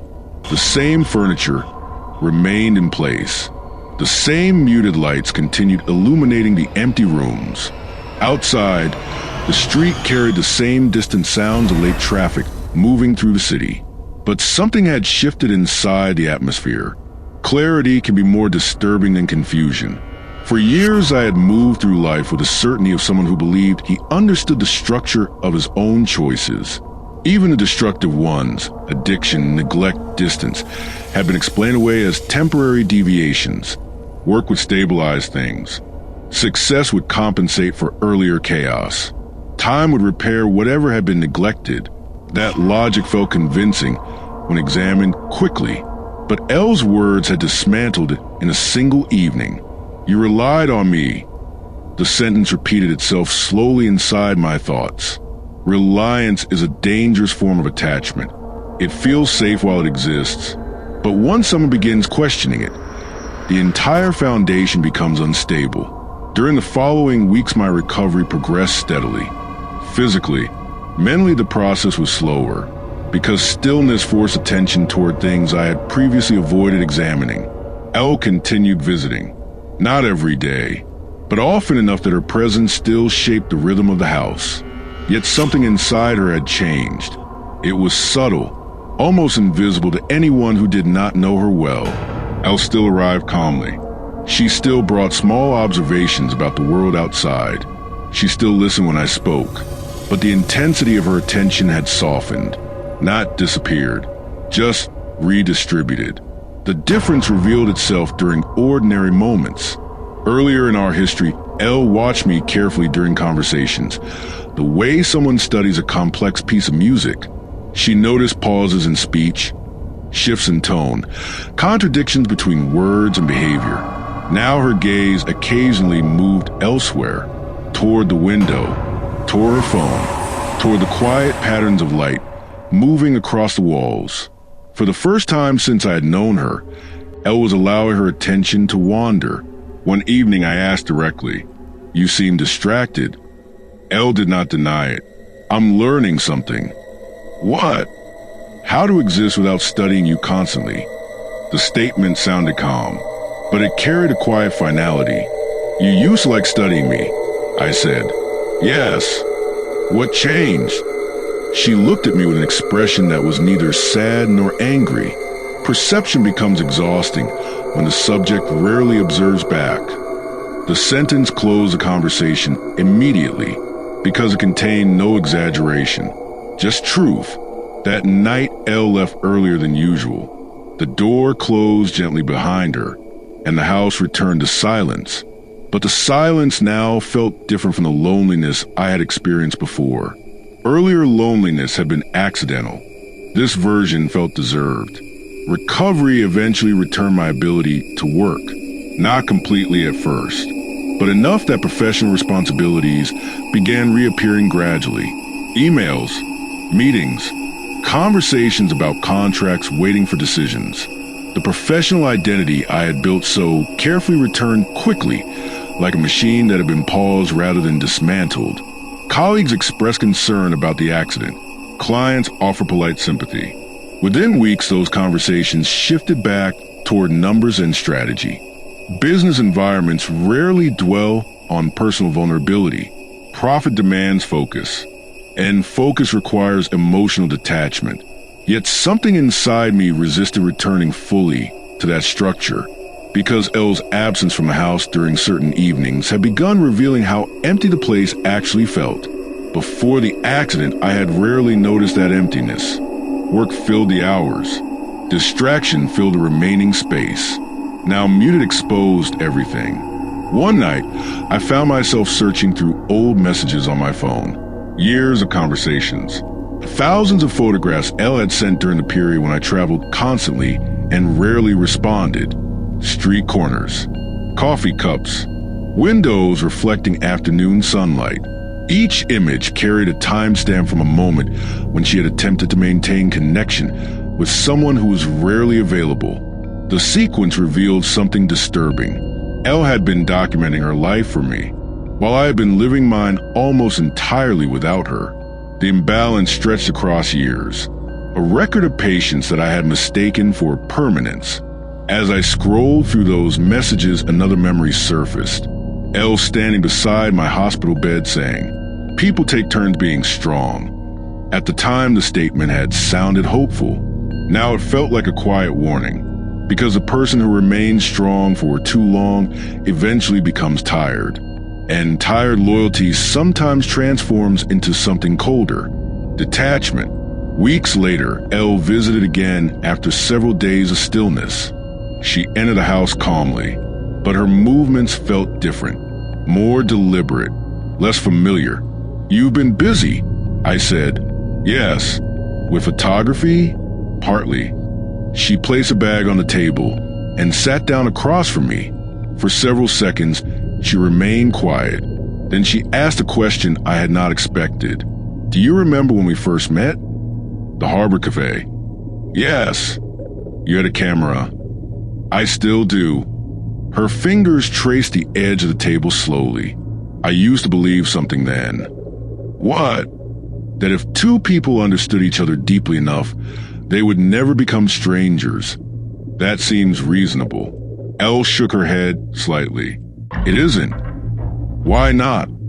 "Because understanding doesn't guarantee attention." The statement felt heavier than anything she had said before. "You think we became strangers?" Elle looked directly at me. "I think we almost did." The distinction mattered. Almost. Not completely, but close enough that the difference no longer felt comfortable. "And now?" I asked quietly. Elle hesitated before answering. "Now I'm deciding something." "What?" She stood up and walked toward the window. Outside, the city lights moved slowly through the night traffic. Whether understanding someone for this long is enough to keep staying. The sentence landed with devastating simplicity, because Elle had never asked for promises, never demanded loyalty, never forced definitions onto the relationship. She had simply remained. Until now. And now she was evaluating whether remaining still made sense. "You're thinking about leaving," I said. Elle did not turn around immediately. When she finally spoke, her voice remained calm. "I'm thinking about surviving my own life." The distinction carried quiet finality. For years, Elle had organized her emotional world around my presence. Now she was beginning to imagine a life that did not require that structure. That realization felt darker than any argument we could have had, because arguments still contain attachment. This felt like preparation. Preparation for a future where the bond between us might no longer be necessary. Elle eventually picked up her bag. "I should go." "Already?" "Yes." She moved toward the door slowly.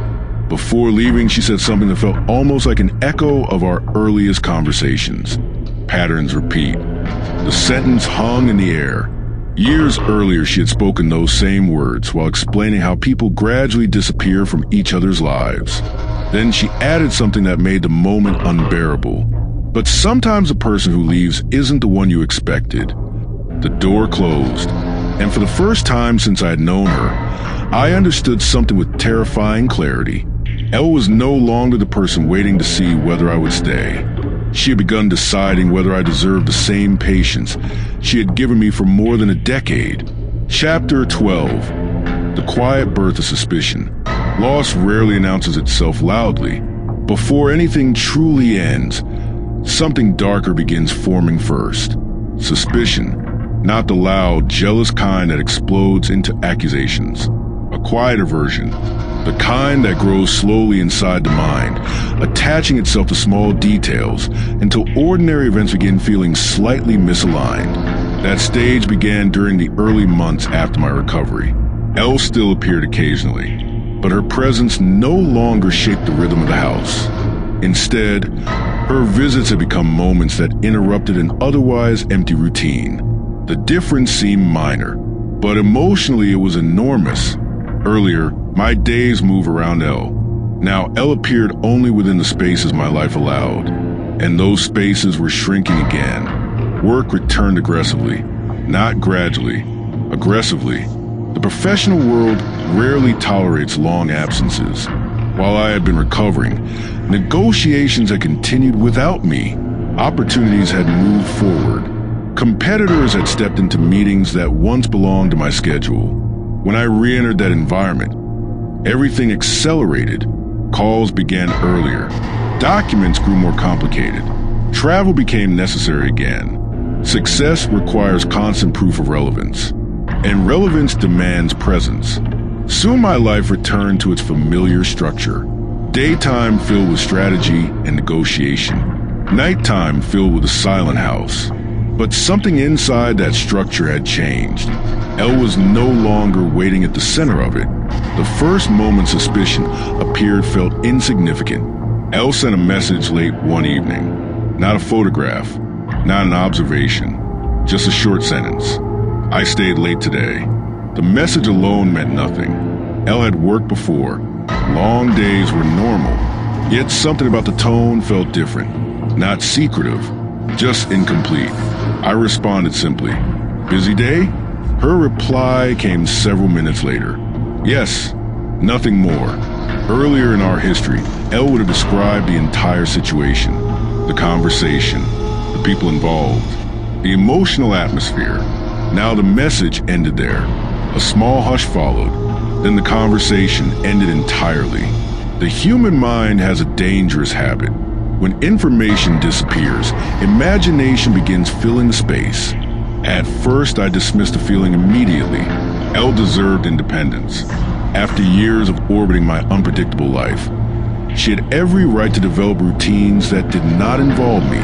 That was rational, healthy even, but suspicion does not obey rational structures. It grows quietly beneath them. The next week produced another moment. Elle visited the house unexpectedly during the afternoon. She looked the same calm posture, same careful speech. But something about her energy had shifted. Not distance, not coldness, something sharper. Movement, as if part of her attention existed somewhere else. "You look different," I said. Elle laughed softly. People say that when they can't identify what changed, something changed. Yes. What? She removed her jacket and placed on the chair beside her. Life continues. That sounds philosophical. It's practical. Her answers have become shorter, more contained. Earlier, Elle would have explored the conversation. Now she allowed it to stop. During the evening, she checked her phone twice. The gesture lasted only seconds, yet it felt unfamiliar. Elle had always been unusually present during our time together. Now something outside the room occasionally pulled her focus away. Waiting for someone? I asked casually. No. The answer arrived quickly. Not defensive, just immediate. I nodded and let the subject disappear, but the question remained inside my thoughts. Later that night, Elle prepared to leave. As she reached for her bag, a message notification appeared on her phone.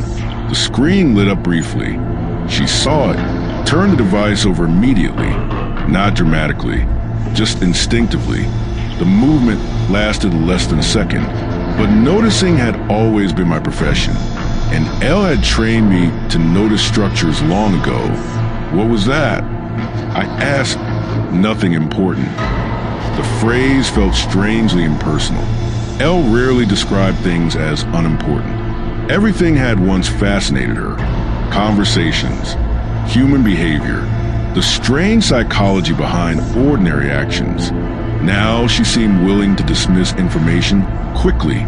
Someone from work? I asked. Yes. Her voice remained calm, but the conversation ended there. After she left, the house returned to stillness again. I stood near the window, watching the street below. My mind moved through possibilities I did not want to consider. Elle had her own life, friends, colleagues, conversations that had nothing to do with me. That was natural. But another memory surfaced unexpectedly. Elle once describing the way people gradually disappear. First the pattern changes, then the timing, then the distance grows. The pattern had changed. That part was undeniable. Weeks later, another moment intensified the feeling. Elle arrived later than usual. She apologized briefly. Something took longer than expected. What happened? Work. What kind of work? She paused slightly before answering. Training. Training? At the gym. The word immediately connected to something from months earlier. The boxing sessions she had begun attending. I remembered how excited she had been. The energy, the discipline, the physical challenge. You're still going regularly. I said, yes. You like it that much? It's different. How? Elle considered the question. Some environments force you to stay present. The answer sounded thoughtful, but something else lingered beneath it. Presence. The same quality she had once asked from me. Now she had discovered it somewhere else. The conversation moved forward normally, but later that evening another small detail appeared. When Elle laughed at something I said, the sound felt genuine, yet it ended quickly, as if her mind had already moved to another thought. I noticed it immediately. You're distracted again. Maybe thinking about the gym? Among other things. What things? She hesitated, then smiled slightly. You're interrogating me. Observing. There's a difference. Yes. What is it? Elle picked up her bag. Observation is curiosity. And interrogation? Fear. The words settled heavily in the room. You think I'm afraid. I think you're noticing change. Those aren't the same. Elle looked at me carefully. Sometimes they are. After she left that night, the suspicion deepened. Not because of anything dramatic. Nothing dramatic had happened. That was the disturbing part. Everything remained normal, yet the structure underneath our connection had begun shifting again. Elle had spent years waiting for attention. Now her life contained other gravitational centers. Work, training, new environments filled with people I had never met. People who encountered her daily rather than occasionally. People who existed inside the present version of her life. Not the long history we had built together. I opened my phone and scrolled through old messages again. Photographs. Thousands of them. Elle still attempts to keep our connection alive during years when I had barely looked up from my own chaos. And suddenly a thought appeared. Dark. Unavoidable. What if Elle had finally learned how to live without needing me? The possibility felt heavier than jealousy, because jealousy implies competition. This felt like replacement, not by another person necessarily, but by a different life, one where I was no longer essential. And once that process begins, history becomes less powerful than momentum. A decade of shared experience can dissolve slowly when someone begins discovering happiness somewhere else. For years, I had believed Elle would always remain. Now another realization arrived. People do not stay forever simply because they once promised loyalty. Sometimes they leave quietly, not with anger, not with betrayal, but with a calm understanding that the person they waited for never truly arrived. And the darkest part of that realization was simple. Elle had waited longer than anyone should have, which meant if she was beginning to walk away now, I might have been the one who taught her how. Chapter 13, The Geography of Replacement. Suspicion does not grow in darkness. It grows in observation. The mind begins collecting fragments, movements, pauses, absences, and slowly arranges them into a structure that feels disturbingly coherent. That process began quietly. Elle never admitted anything. She never lied either. Instead, she allowed certain subjects to dissolve before they developed fully. And stillness, when repeated often enough, begins forming its own language. The gym appeared first. At the beginning, it had been harmless, a place for discipline, movement, recovery. Elle had asked me to introduce her there months earlier, when my own life had begun stabilizing again. I had arranged everything, membership, schedule, even the coach who would guide her training. At the time, it felt like generosity. Later, it began looking like something else. An introduction to a world where she did not need me. Elle spoke about the training sessions occasionally, but never in detail.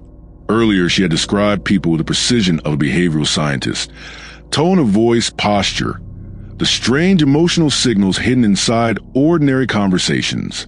Now, the people inside that environment remained faceless. The session was good. The workout was difficult. The class was crowded. Neutral sentences, closed descriptions, no stories, no names, no personalities. Elle had once studied strangers the way a writer studies characters. Now those characters existed somewhere beyond my access. One evening the design shifted again. Elle arrived later than usual. Her hair still carried the faint scent of sweat and cold air, the unmistakable trace of physical effort after intense exercise. "You stayed longer today," I said. "Yes." "Busy session?" She nodded while placing her bag on the table. "Crowded? With regular members?" "Some. And new ones." "Yes." The conversation felt strangely mechanical. Earlier, Elle would have laughed at the repetition.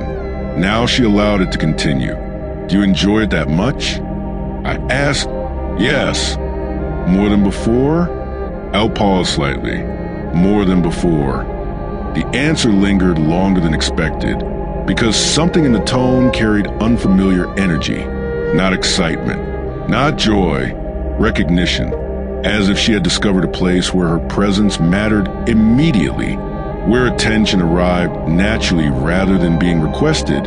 Another detail appeared several nights later. Elle sent a message while I was working. Not a photograph, not a reflection, just a sentence. "The training went very well today." It seemed harmless, but I noticed something unusual. The message arrived earlier than usual, before the session would normally end. I responded quickly. "Finished already?" Several minutes passed. Then her reply appeared. "Still here." The two words carried weight. Still here, not leaving, remaining somewhere, remaining with people, remaining inside a space where time continued moving even after the activity ended. Still here with whom? I typed. The typing indicator appeared, disappeared, appeared again. Then the final message arrived. "Friend from class." Friends. The word looked small on the screen, but its meaning expanded quickly inside my mind. Elle had rarely used that word when describing people around her, not because she lacked social connections, because she chose carefully. Most people were acquaintances, observers, temporary participants inside passing environments. Friends meant something else. Shared time, shared attention, shared understanding. Exactly the kind of presence she had once asked for me. When Elle visited the house 2 days later, the difference became undeniable. Her posture had changed, not dramatically, but subtly. Confidence moves differently through the body than patience. Elle had carried patience for years. Now, something sharper animated her movements. "You look happy," I said. "Do I?" "Yes." "That's interesting." "Why?" "Because you usually say I look thoughtful. Today you don't." She smiled slightly. "Maybe both." We sat in the living room while evening darkness settled outside the windows. For several minutes, neither of us spoke. Then I asked a question that had been forming slowly. "You made friends there?" "Yes." "With the class?" "Yes." "What are they like?" Elle hesitated. The pause lasted long enough to become visible. "Different," she said finally. "How?" "They don't know anything about my past." The sentence arrived with strange clarity. "They only know the present version of me." "And that matters?" "Yes." "Why?" Elle leaned back in the chair and studied the ceiling for a moment. "Because the present version of me isn't defined by waiting." The words felt precise, almost surgical. "You think you were waiting before." "I was." "For me?" "Yes." The honesty arrived without hesitation. "And now you aren't." "No." The room became extremely quiet. Elle had not raised her voice. She had not accused. She had simply described the transformation. Waiting had ended. Movement had begun. Later that night, another fragment surfaced unexpectedly.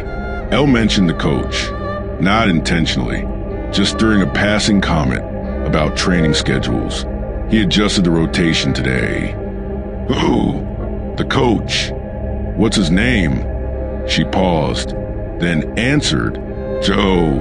The name carried no immediate meaning, but it entered the growing map inside my mind.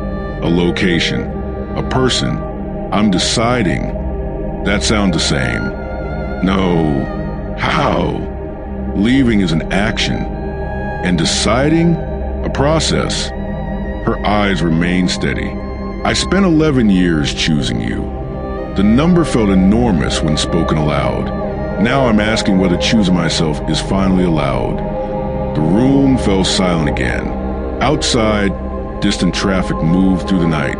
Inside, two people sat across from each other, surrounded by the ruins of time. Because love does not always end through betrayal.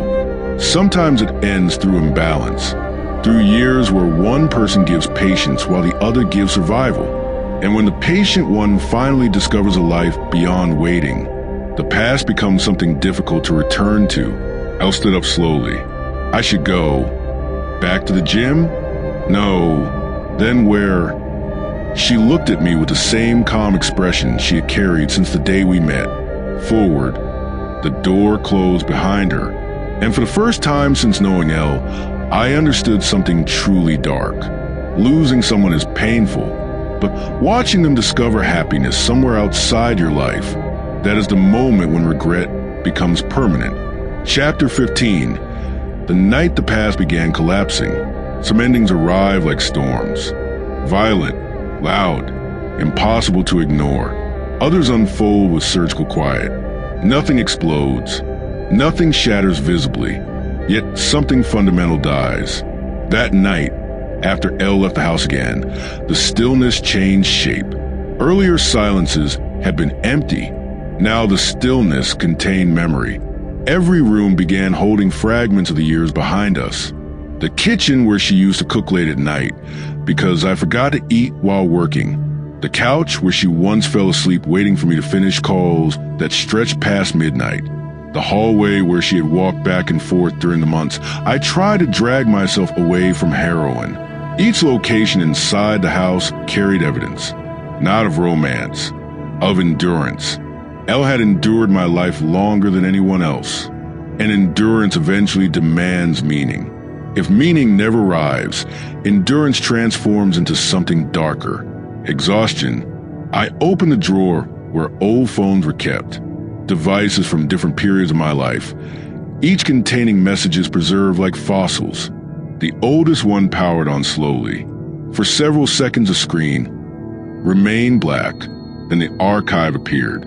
Thousands of conversations, most of them with Elle. Photographs flooded the display. Streets, coffee cups, windows, shadows. She had documented entire years for someone who barely responded. The timestamps moved through time like a slow confession. Morning images, afternoon observations, late-night reflections sent when the city was already asleep. Each photograph was a quiet attempt to remain connected. Each unanswered message was proof of where my attention had been. Not with her. Scrolling deeper into the archive revealed another structure. Arguments, not explosive ones. Tired ones. Messages where she tried explaining frustration without sounding demanding. Messages where I defended myself with explanations about work, exhaustion, responsibility. The same tension repeated across years. Misunderstandings, unanswered questions, emotional distance disguised as practicality. Even the analysis written years later described the same issue: persistent communication gaps and mismatched expectations between two people who cared about each other but spoke different emotional languages. I stared at those words longer than expected because they summarized something painfully simple. Elle had been asking for presence. I had been offering explanations. Hours passed. The house remained dark except for the light of the screen. And something began forming slowly inside my mind. Not anger, not jealousy, something colder. Recognition of structure. Every relationship has architecture. Invisible beams holding emotional weight between two people. Trust, attention, shared vulnerability. Elle had maintained those beams for years. I had reinforced only a few of them. Eventually, imbalance weakens the entire structure. And once cracks appear, gravity finishes the work. 3 days passed without hearing from her. Not unusual, but different now. Earlier, wordless calm meant she was waiting. Now, wordless calm meant she was living. The difference felt enormous. On the 4th evening, she finally sent a message. No greeting, just a photograph. For a moment, my chest tightened, because the image looked familiar. A dimly lit street. Wet pavement reflecting yellow light. A cafe window glowing in the distance. The same type of scene she used to send years ago. But this photograph contained something new. 2 cups on the table. Not one. I stared at the image for several seconds. No caption followed. No explanation. Just a picture. I typed a response. Then erased it. Typed again. Deleted it again. Finally, I sent one simple question. Where is this? Her reply arrived quickly. A small place near the gym. The words appeared neutral, but the second cup remained inside the photograph. I asked the next question anyway. Who's with you? The typing indicator appeared immediately. Stopped. Appeared again. Then the message arrived. Someone who sees me now. The sentence felt heavier than any confession. Not because it confirmed romance. Because it confirmed something else. Elle had found attention. The one thing she had asked for me for more than a decade. I did not answer immediately. Instead, I looked around the house again. Everything suddenly felt enormous. Large empty rooms designed to impress visitors who rarely stayed long. Success leaves strange footprints. Financial victory. Emotional vacancy. I finally typed a reply. Are you happy? Several minutes passed. Long enough for my mind to imagine 100 possible answers. Then her response appeared. I'm beginning to understand what happiness feels like. Not joy, not certainty, just understanding. A beginning. And beginnings are powerful, especially when they arrive after years of waiting. That night's sleep refused to come. The mind began replaying moments I had once ignored. Elle visiting daily after my accident.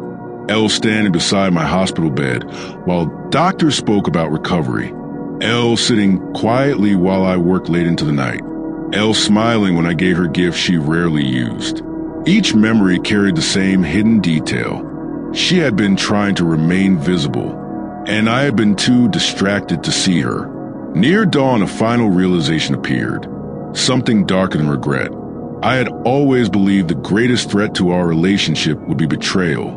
Another man, another love, another emotional connection strong enough to replace me. But the truth was more disturbing. Elle had not left because someone took her away. She had left because someone finally noticed she existed. And once a person experiences that kind of recognition, returning to invisibility becomes impossible. The sun began rising slowly through the windows. Morning light spread across the empty rooms. And for the first time since the day we met, I understood something Elle had once said during one of our earliest conversations. People don't disappear suddenly. They fade through missed moments, through conversations that never happen, through years where attention moves elsewhere, until one day the person who used to wait simply learns how to walk forward without you. And by the time you finally look up and realize they're gone, the path behind them has already vanished. Chapter 16. The Weight of Unanswered Years. Morning did not bring relief. Morning rarely does when realization arrives during the night. The sunlight entering the house revealed everything with clinical honesty. Dust on unused surfaces. Empty chairs around a dining table built for more people than ever appeared. The faint outline of objects that had once occupied places where Elle used to leave them. Her absence had stopped being theoretical. It had become physical, visible. The coffee mug she preferred was still in the cabinet. The blanket she used during cold evenings remained folded on the arm of the couch. The house contained traces of her presence the way abandoned places contain traces of former inhabitants. Not memories, evidence. Work attempted to reclaim my attention that day. Messages arrived. Calls waited. Documents demanded decisions. But concentration refused to cooperate. Numbers felt distant. Negotiations meaningless. For years my mind had moved through complex situations with effortless precision. Now it struggled to remain inside a single email. Because another calculation had begun forming. Not financial, temporal, time spent, time wasted, time ignored. I returned to the message she had sent the night before. The photograph of 2 cups, a small table, dim lighting, a quiet place somewhere near the gym. The image carried something subtle. Comfort, not excitement, not romance. Just a calm presence of 2 people sharing a moment without effort. I zoomed into the photograph, studying details, the way Elle had once studied strangers. Across the table from her sat a blurred silhouette, out of focus, deliberately outside the frame. She had not tried to hide the second cup, but she had not revealed the person either. Awareness without confession. Elle had always understood symbolism. The next days unfolded slowly. Elle did not visit. She did not call. Messages stopped completely. The wordless calm between us had become intentional. An intentional wordless calm carries meaning heavier than arguments. Arguments still contain attachment. Silence suggests decision. During those days, my mind moved backward, toward earlier years, toward the beginning. Because when something ends, the mind searches for the exact moment where it might have been saved. November, a small cafe near the harbor. Elle, sitting quietly with a camera on the table. A girl who had already experienced more disappointment than most people her age. A girl who studied people carefully because trust had cost her before. She had chosen me cautiously, then gradually, then completely. And once that decision was made, she never left. Even when I did, for years, that number returned repeatedly. For years traveling, for years drifting between cities, for years inside the strange orbit of addiction, work, distraction, and digital noise. During that time, Elle had remained constant. Daily photographs, daily messages, daily attempts to maintain something that increasingly resembled a one-sided conversation. At the time, I told myself something comforting. She understood. She knew I was busy. She believed in me. All of that was true, but another truth existed beneath it. She was lonely, And loneliness disguised as loyalty becomes dangerous when it lasts too long. Another memory surfaced. The hospital, machines humming quietly, my body barely conscious, and Elle's voice somewhere in the room. The first voice I heard after waking, I remembered how calm she sounded, how natural her presence felt in that moment, as if she belonged there, as if the world itself had placed her beside me deliberately. That memory had once felt romantic, now felt tragic, because survival had not changed what came afterward. I had continued living inside the same structure, work expanding, attention drifting, Elle waiting. 3 nights after the photograph message, my phone vibrated again. Her name appeared, just one sentence. "Are you okay?" The simplicity of the question felt strange after the hush. I stared at the message for a long time before answering. "I'm thinking." Her reply came quickly. "About what?" I hesitated, then typed the truth. "About everything I didn't see." Several minutes passed. Then she answered, "You saw what you were ready to see." The words felt gentle, not accusatory, just factual. And now, I asked. Her response arrived slowly. "Now you're seeing too late." The sentence landed quietly, but inside it lived the entire story. Not betrayal, not sudden abandonment, just timing, recognition arriving after patience had already dissolved. I asked a question that had been forming since the photograph. "Is he important to you?" The typing indicator appeared, disappeared, appeared again. Finally her message came. "He didn't save me." The answer confused me. "Then why him?" Her reply arrived almost immediately. "Because he met me when I stopped trying to save someone else." The meaning unfolded slowly. Elle had spent years helping me survive my own chaos, helping me recover, helping me rebuild, helping me stay alive when life collapsed around me. Now she had stopped playing that role. And once that role ended, someone else happened to be there, not as a rescuer, just as a witness. I placed the phone on the table. Outside the window, the city moved through another ordinary evening. Cars passed, lights changed, people walked along sidewalks unaware of the quiet tragedy unfolding inside one particular house. Love rarely ends through dramatic betrayal. More often it dissolves through imbalance, through years where one person carries emotional gravity while the other moves through their own storms. Eventually, the one who carried the weight grows tired, and when they finally release it, the other person suddenly feels how heavy it was all along. Another message arrived. Kay, the name felt strange now. She rarely used it during serious conversations. Yes, I wrote. Several minutes passed. Then the final message appeared. You were the person I loved the most. The sentence stopped my breathing for a moment, not because it contained hope, because it was written in past tense. Before I could respond, another message followed. But loving someone isn't the same as surviving them. The phone went silent again, and in that wordless calm, I understood something with terrifying clarity. Elle had not stopped loving me suddenly. She had simply reached a point where love was no longer enough to keep her life from moving forward. And once someone reaches that point, history cannot compete with momentum. Chapter 17, The Gravity of the Irreversible. After Elle's last message, the night settled differently. Not heavier, more precise. Certain moments in life divide time into two distinct territories. Before knowledge and after it, everything that had once felt ambiguous now carried structure. Elle had not vanished. She had not betrayed. She had simply moved forward. And forward movement has a brutal characteristic. It does not pause for the person who finally notices it. The house remained awake long after midnight. Not literally, but psychologically.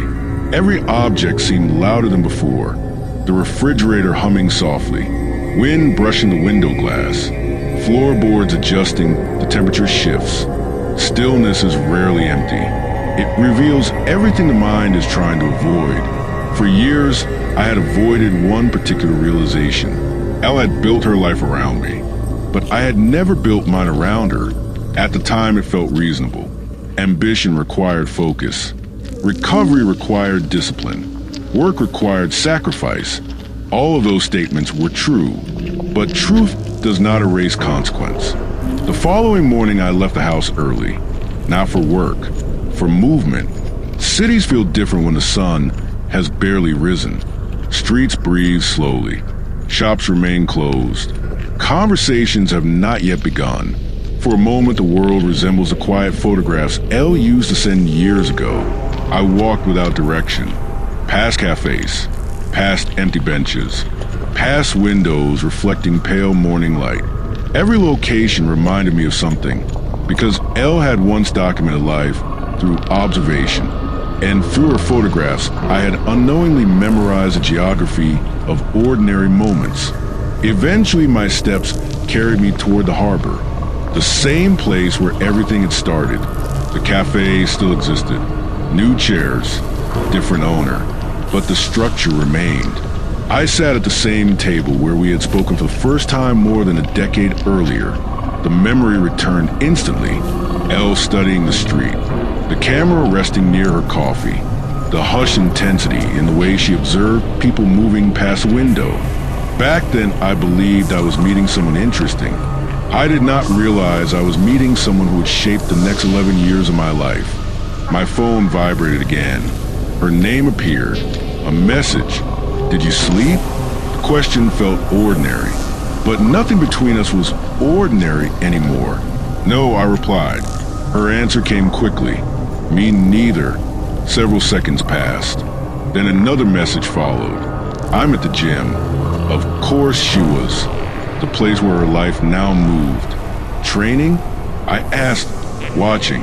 The word carried a different meaning. Awareness. The same thing she had done the night we met. The same thing she had done for years while studying people around her. Now she was studying something else. Her own future. I stared at the water while typing my next message. Are you thinking about him? Her reply came slowly.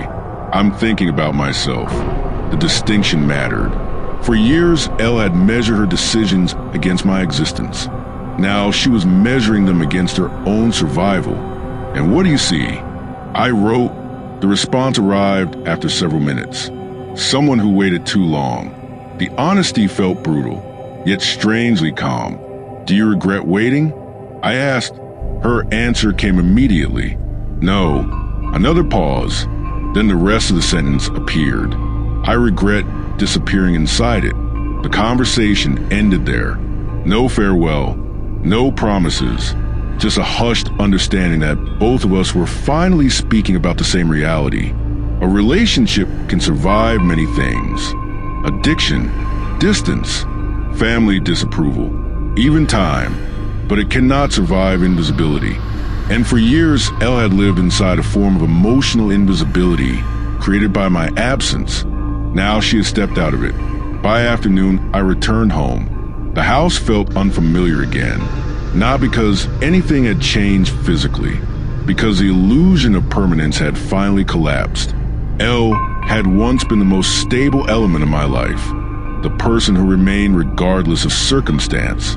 Now stability had shifted somewhere else, into her own world. Evening arrived slowly. The phone remained silent. For the first time in years, I realized something disturbing. I no longer knew where Elle was. For more than a decade, I had always known, whether she was studying, walking, visiting, working. Even during the 4 years when I traveled constantly, she had documented her days through photographs. Now that connection had ended. Not angrily, not dramatically, just quietly. Night returned. Darkness filled the house again, and something strange happened inside my thoughts. For the first time since the accident, the fear of losing Elle disappeared, because loss had already occurred. What remained now was something else. Consequences. The slow understanding that certain relationships do not collapse suddenly. They erode. Grain by grain, moment by moment, until one day the person who once waited beside you begins walking toward a life that no longer requires your presence. Near midnight, another message appeared. From L, just 3 words. I'm leaving soon. My chest tightened slightly. Leaving where? Her response came after a long pause. Not tonight. Another pause. But eventually, the sentence carried the quiet certainty of someone who had already begun preparing for departure. With him? I asked. The typing indicator appeared. Stopped. Appeared again. Then her answer arrived. With myself. The words felt darker than any confession of love could have been, because they meant something irreversible. Elle was no longer searching for someone to replace me. She was searching for a version of herself that existed outside my shadow. And once someone begins that journey, there is rarely a path back to where they started. I looked around the silent house one last time before turning off the lights, and a final realization settled slowly into place. Elle had once believed I would eventually look at her the way I studied the world, with attention, with curiosity, with care. The tragedy was simple. By the time I finally did, she had already learned how to live without needing to be seen by me at all. Chapter 18, The Anatomy of What Was Lost. The following weeks did not collapse dramatically. Nothing shattered. Nothing screamed.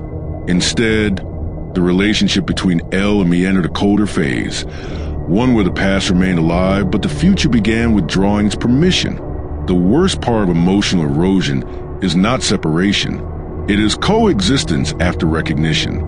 2 people who once moved instinctively toward each other now move carefully around the edges of the same history. Elle still sent messages occasionally. Not every day, not even every week, but sometimes a line appeared. A photograph, a quiet perception, a sentence that felt like an echo from the earlier years. The difference was unmistakable. Those messages no longer attempted to hold anything together. They simply acknowledged that a past existed. One evening, she sent a photograph of the harbor again. The same water where we once spent entire nights speaking about human behavior, trust, and the strange architecture of relationships. But the photograph felt colder. In the reflection of the water, I noticed something subtle. 2 silhouettes standing near the edge. One of them was clearly Elle. The other remained slightly behind her, not touching, not leaning toward her, just present. I did not ask who it was, because the question no longer mattered. What mattered was the distance between the silhouettes. Not romantic, not intimate, just shared space, shared presence. The thing Elle had once asked for me for years.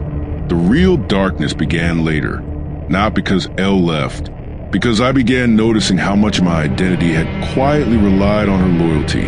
For years I believed I was independent, self-built, self-driven, disciplined, yet behind all those identities existed a silent certainty.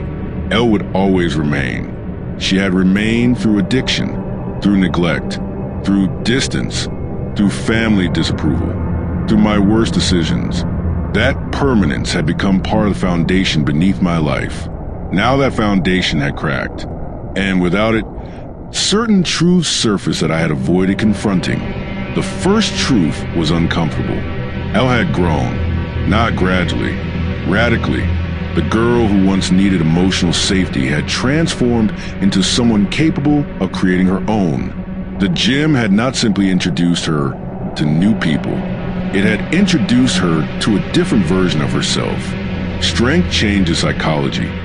Physical discipline changes how the mind measures fear. Elle no longer moved through the world cautiously. She moved with direction, confidence, ownership of space. And once someone experiences that shift, their tolerance for emotional neglect disappears quickly. The second truth was darker. For years, I had believed I was the one rescuing her, helping her escape broken friendships, helping her survive loneliness, helping her find stability. But when I examined the years honestly, a different pattern appeared. Elle had rescued me more often. She had steadied my emotional collapses. She had anchored my recovery. She had protected me from myself when addiction returned. The roles had been reversed, and I had never noticed. One night, the realization became unbearable. I opened the old message archive again, scrolled to the earliest years, read conversations I had barely remembered writing, Elle encouraging my work, Elle apologizing during arguments, even when she had done nothing wrong, Elle sending photographs simply to keep me connected to her day. Then I reached the messages from the final months before the breakup. Something in the tone had changed. Her words had grown shorter, more cautious, almost formal.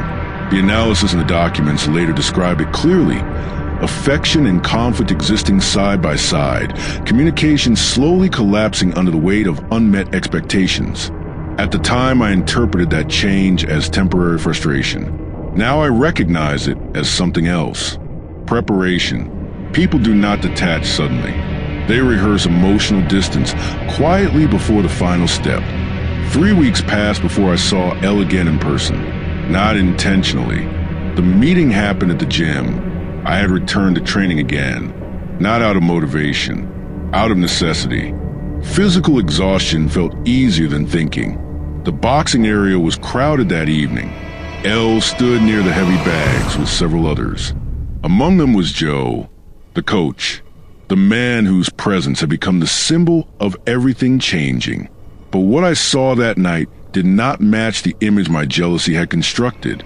They were not touching, not flirting, not behaving like lovers. They were simply laughing together, the same way people laugh when they share routine, shared effort, shared environment. Elle noticed me first. Her expression did not collapse into guilt or excitement or anger, just recognition. She walked toward me calmly. "You're back," she said. "Yes. How does the body feel?" "Better."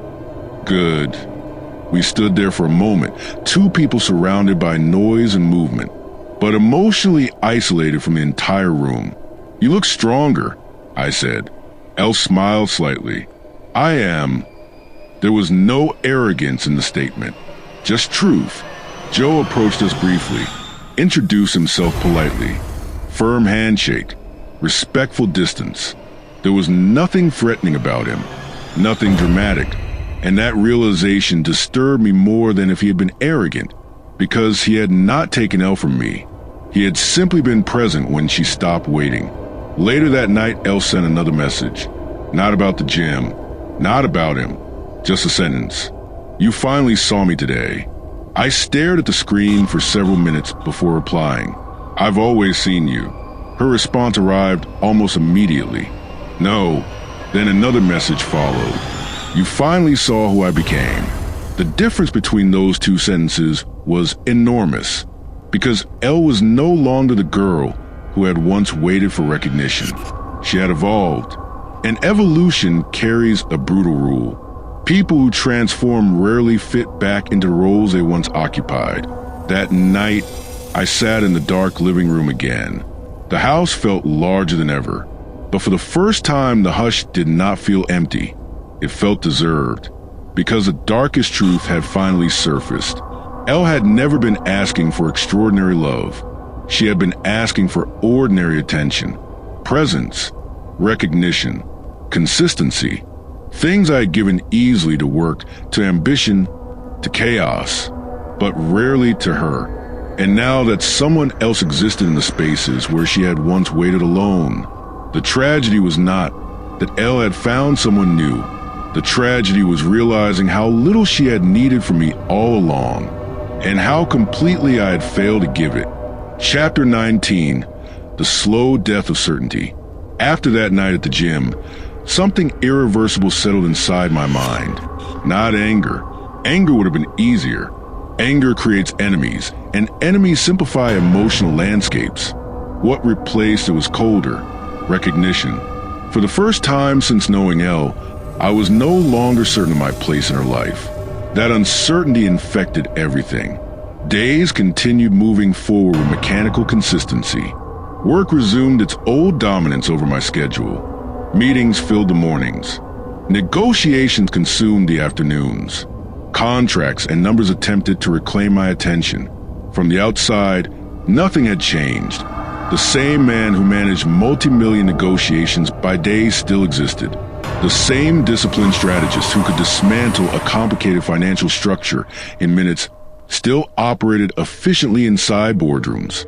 But the second life, the soft one that existed when work ended, had begun collapsing. And collapse rarely happens with noise. It happens through awareness. I began noticing absences. Elle used to send messages during random hours. Small things. A photograph of rain sliding down glass. A stranger sitting alone in a cafe. A dog sleeping beside a shop entrance. Those fragments had once stitched our days together. Now those fragments were gone. Her life continued somewhere outside the archive of my phone.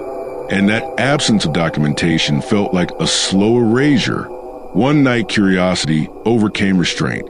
I opened her social media profile for the first time in months. Years earlier, Elle had removed me from her digital life to avoid family conflict. Her father had insisted. A man who measured worth through education, reputation, stability. In his eyes, I had been none of those things. A recovering addict. A man without the academic credentials that families use to measure security. So Elle had erased my existence publicly while continuing to live privately beside me. At the time, I accepted the humiliation quietly. Love makes strange compromises. Now the same invisibility felt darker, because if someone new had entered her life, they would not need to remain hidden. They would exist openly, where I never had. Her profile revealed very little. Elle had never been someone who documented emotions online, but one new photograph existed, a group picture, several people standing outside the gym after training, sweaty, laughing, alive in the careless way people look when they feel safe inside a group. Elle stood near the center, not beside Joe, but close enough that the connection between them was obvious to anyone paying attention. The distance between them was small, comfortable, natural, the kind of proximity that grows slowly through routine, not romance. Routine. And routine is more dangerous than passion, because passion burns quickly. Routine builds attachment quietly. I closed the phone. The room felt smaller suddenly. For years, I believed Elle belonged inside the private world we built together. Now she existed inside other environments, other circles, other rhythms. And the thought that disturbed me most arrived unexpectedly. Those people knew her present version, the stronger one, the confident one, the woman who no longer waited. I had spent years with the version who waited. 2 days later, Elle came to the house again. The visit felt different from the moment she stepped inside. Not distant, not uncomfortable, just final. The way people behave when they have already finished a conversation internally. "You're muted," she said. "So are you?" Elle walked slowly through the living room, looking around as if memorizing details. "I haven't been here in a while," she said. "Yes." She stopped near the window. "Did you miss me?" The question sounded almost playful, but something beneath it carried weight. "Yes," I said. Elle nodded. "I believe you. You don't sound surprised." "I'm not." Another pause. Then she said something unexpected. "You never stopped loving me." The statement landed gently, but the words felt heavy. "You're saying that like it's past tense." Elle looked out the window before answering. "Love isn't always the problem." "What is the problem then?" She turned back toward me. "Timing." The word hung in the air. "You love me while fighting addiction." "Yes." "You love me while chasing success." "Yes." "You love me while surviving everything." Her eyes remained steady. "But you didn't love me when I needed to be seen." The truth arrived with surgical clarity. I tried to answer, but language failed for a moment. Elle continued. "I waited through years where your life was burning." Her voice remained calm. I understood it. I forgave it. I stayed. She walked slowly across the room. "But waiting changes a person." "How?" "You start believing your own needs are smaller than everyone else's. Her words echoed emotional structures recorded across years of messages, cycles of support, misunderstanding, and imbalance that slowly shaped the relationship. And eventually, I asked quietly, eventually someone reminds you that your life matters too. The implication hovered between us. Joe, the gym, the people who met Elle after she stopped orbiting around me. Did he remind you? I asked. Elle considered the question carefully. No. Then who? She touched her chest lightly. I did. That answer carried the deepest darkness yet, because it meant the transformation had not come from another man. It had come from Elle herself. She had awakened, and once a person wakes up inside their own life, they rarely return to sleep. The evening ended slowly. No fight, no accusations. Just two people standing inside the ruins of a bond that had lasted more than a decade. Before leaving, Elle said one last thing. You always believed someone else would take me away. I looked at her. Yes. She shook her head gently. No one took me. Then she opened the door. I walked.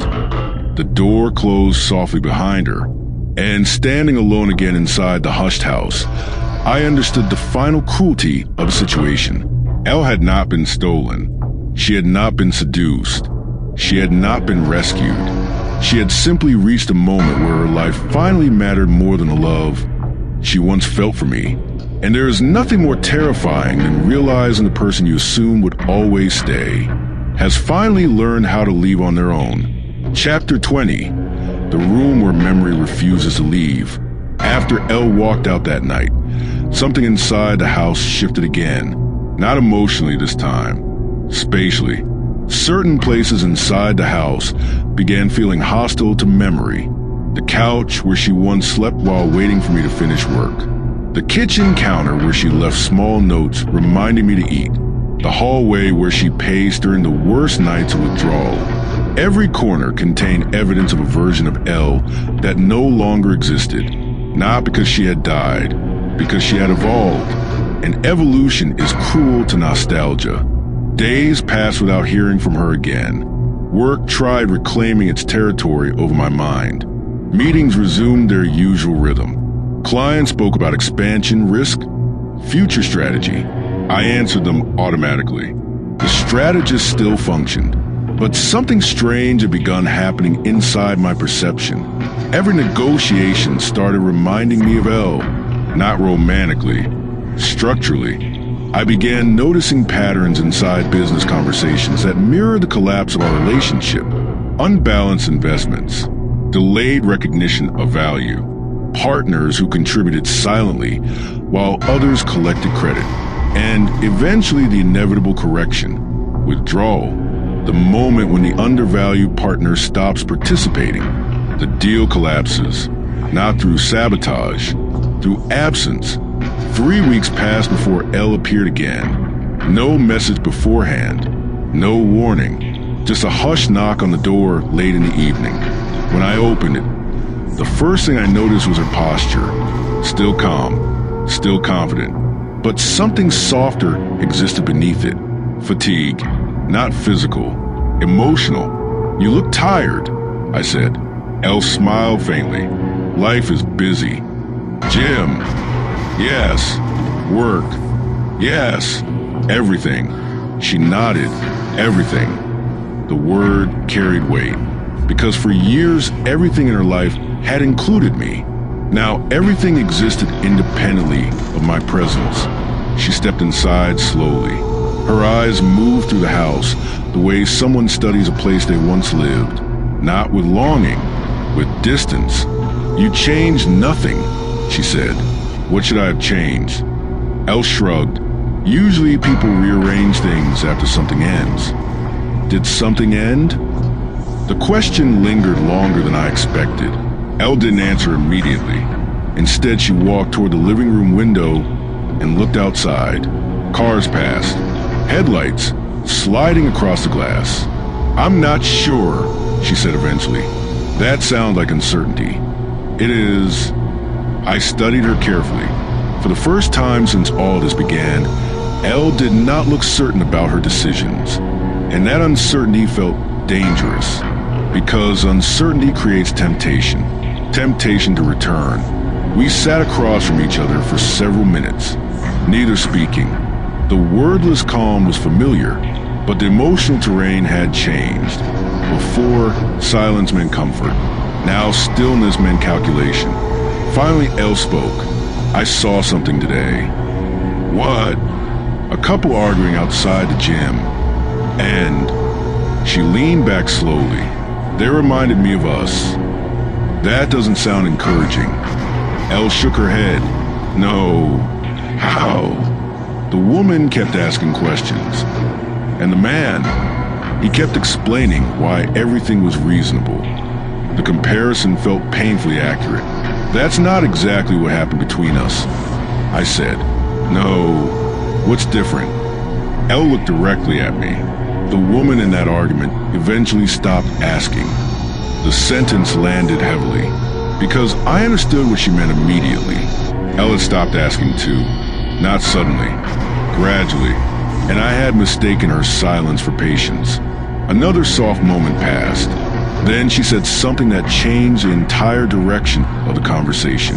I missed parts of us. My chest tightened slightly. Which parts? The conversations. Those can still exist.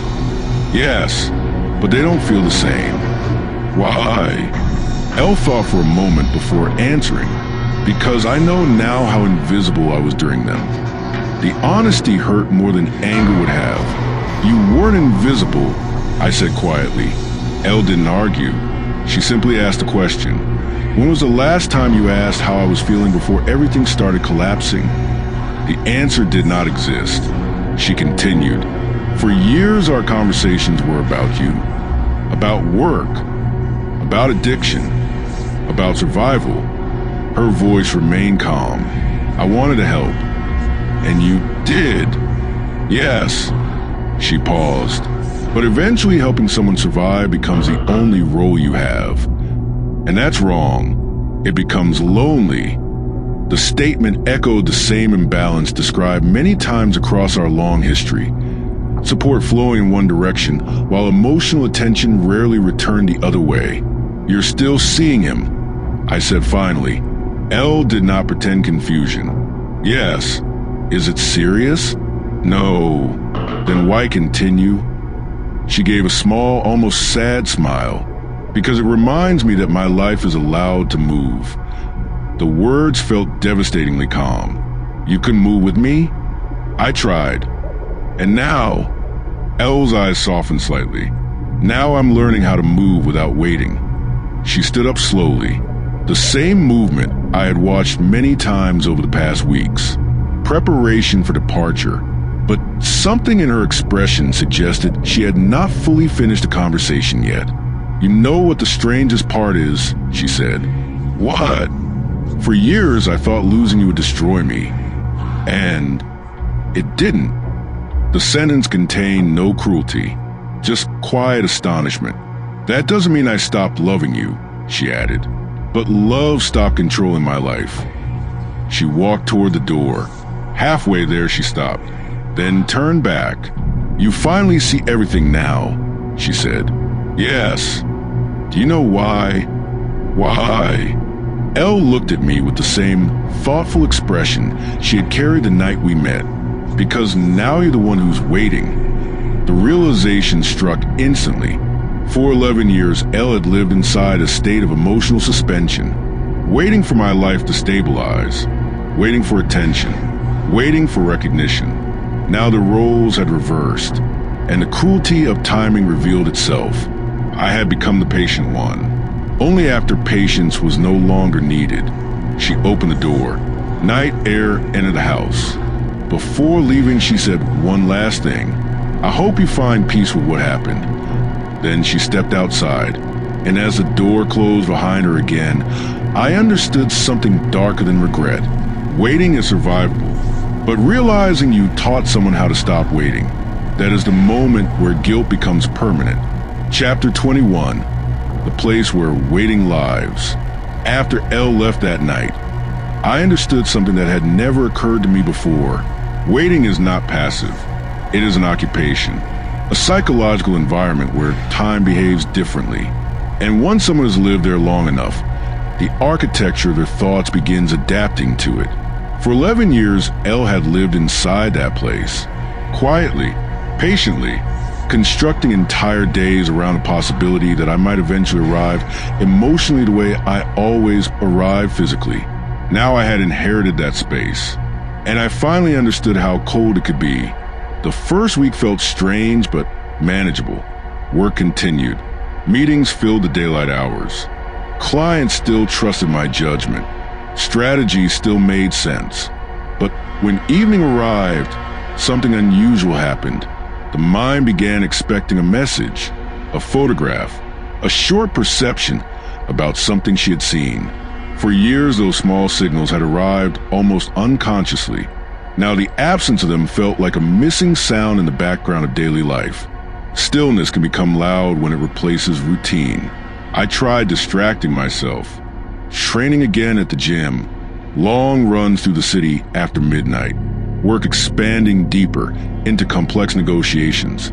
But attention kept drifting toward one question. Where was Elle now? Not geographically, emotionally. What kind of life had she started building outside the orbit we once shared? 2 weeks later, I saw her again. Not planned, not invited. The meeting happened on the street outside a bookstore. We both used a visit during earlier years. She was standing near the entrance, speaking with someone, Joe, the coach, the man whose presence had become the symbol of everything that had shifted. They were not touching, not leaning close, but they were comfortable in each other's presence, the kind of calm proximity that grows when people share routine. Elle noticed me first. Her eyes paused for a second, then she smiled politely, not warmly, not coldly, just politely, the kind of smile people offer acquaintances. Joe nodded respectfully and stepped away, leaving us standing beside the bookstore window. You look healthy, Elle said. I'm training again. That's good. How are you? She hesitated before answering. Busy. With him. The question slipped out before I could stop it. Elle studied my face carefully. You're still measuring things that way. How should I measure them? She considered the question. Measure them by who I'm becoming. And who is that? Elle looked toward the street for a moment before answering. Someone who doesn't disappear inside someone else's life. The statement landed softly, but its meaning was sharp. We walked together for several minutes without speaking. The city moved around us. Traffic, people talking, music drifting from nearby cafes. All of it felt strangely distant. Finally, Elle stopped near the harbor. The same water that had watched the beginning of everything between us. You're still thinking about the past, she said. Yes. You shouldn't. Why? Because the past only teaches. And what did it teach you? Elle looked at the water. That loving someone deeply does not mean forgetting yourself. The sentence echoed the emotional imbalance that shaped our years together. Love offered generously but rarely balanced by equal attention. And him? I asked quietly. Elle sighed. You're still trying to understand this through jealousy. Then explain it. He didn't save me. You said that before. Yes. Then what did he do? Elle smiled slightly. He met me after I saved myself. The difference felt enormous, because it meant the real change had happened long before he appeared. Elle had already decided to reclaim her life. He simply existed inside the new one. The wind moved gently across the harbor. For a moment the conversation paused again. Then Elle said something unexpected. You know what I miss? What? The way you used to look at the world. How? Curiously. She glanced at me. You used to notice everything. And now you notice loss. The awareness felt painfully accurate. Because once someone begins losing something important, perception narrows. Everything becomes measured against absence. Do you regret anything? I asked. Elle took a long time answering. Finally, she said, I regret how long I stayed invisible. Nothing else. No. What about us? Elle looked at me with a softness that had not appeared for weeks. We were real. The statement felt both comforting and devastating. Then why does it feel like we died? Because some relationships don't end through betrayal, she said. They end through transformation. The sky had begun darkening above the harbor. Lights appeared across the water. Elle stepped back slightly. I should go. To him? She shook her head gently. To my life. The difference between those two destinations carried the entire meaning of the last few months.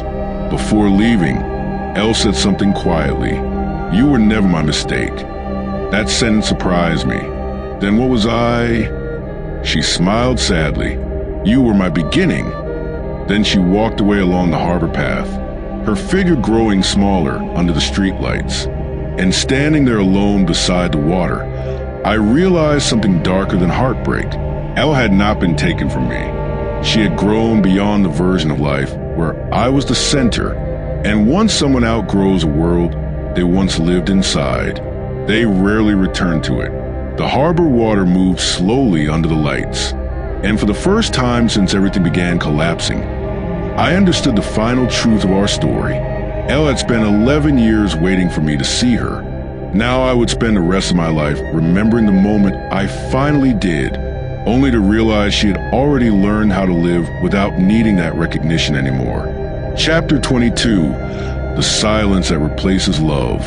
After the harbor conversation, Elle did not disappear. Disappearance would have been easier. Instead, she remained somewhere within the same city, breathing the same air, walking the same streets, just no longer inside the life that had once revolved around us. That distinction created a particular kind of psychological torment. Loss becomes simpler when distance exists. Distance offers closure, but Elle lived only a few kilometers away. Close enough that coincidence could happen. Close enough that memory had geography. Weeks passed.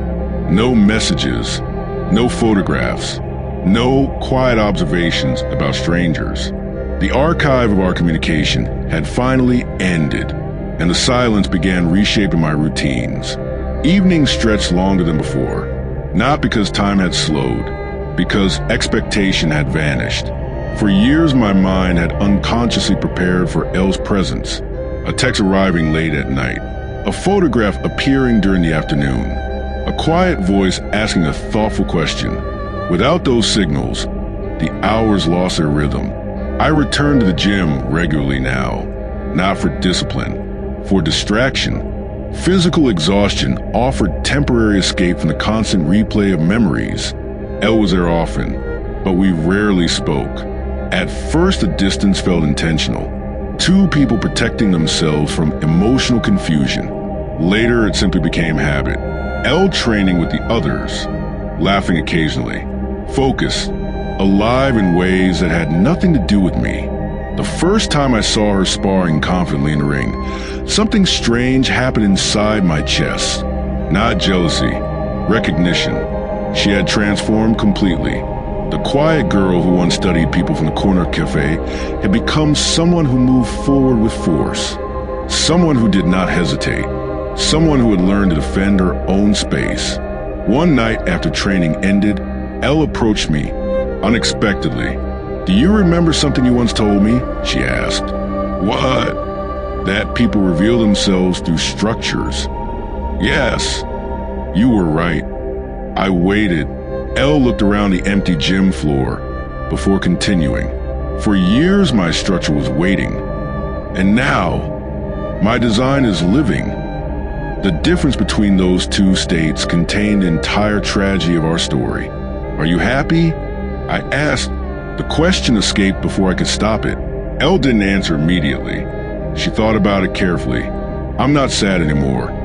The wording felt deliberate. You used to be sad? Sometimes. Because of me? Because of waiting? Her honesty remained calm. Not blaming. Just factual. I noticed something then. Elle no longer asked questions about my life. No curiosity about work. No interest in my thoughts. The intense attention she once gave me had disappeared completely, and that absence felt colder than rejection, because rejection still acknowledges importance. Indifference suggests replacement. Before leaving, Elle said something that unsettled me deeply. "You know what the strangest part is?" "What?" "I don't think about us every day anymore." The sentence landed softly, but its meaning echoed through my mind. For years, Elle had built entire days around thoughts of me. Now I had become an occasional memory. After she left the gym that night, I stayed behind longer than usual. The building emptied slowly, lights dimming one by one. Eventually, the wordless calm inside the room matched the silence inside my head. And that was when the final understanding arrived. Elle had not replaced me with someone else. She had replaced the entire emotional structure that once defined her life. The structure built around patience, hope, endurance. It had collapsed, and something stronger had taken its place. Self-preservation. I walked home through empty streets. The city at night resembled the photographs Elle used to send years ago. Muted intersections, wet pavement reflecting streetlights, windows glowing softly in distant buildings. For a moment, I imagined sending her a picture, the way she once did. But the impulse faded quickly, because those messages had belonged to a different version of our relationship, one where she waited for connection. Now she no longer needed it. When I reached the house, I noticed something strange. The wordless calm inside no longer felt painful. It felt deserved. Elle had given me 11 years of presence, and I had spent most of those years distracted by my own survival. Now the balance had corrected itself. She had moved forward. I remained behind with memory. Before sleeping, I opened the old message archive one last time. The first photograph she ever sent me appeared near the top. A bridge at sunset, warm light, reflecting across the water. Beneath it she had written, "You would probably analyze this place." I stared at the image for a long time. Back then, everything between us had felt possible. Two strangers sharing curiosity about the world, neither aware that curiosity would grow into something deeper, something that would survive addiction, distance, and family rejection, only to collapse quietly under the weight of emotional neglect. I turned off the phone. The room went dark, and for the first time since Elle walked away, I understood the final stage of losing someone. First comes confusion, then regret, then longing, but eventually something colder arrives. Acceptance, not peaceful acceptance. Just a recognition that the person who once waited for you has already built a life where your presence is no longer necessary. And the cruelest part of that realization is simple.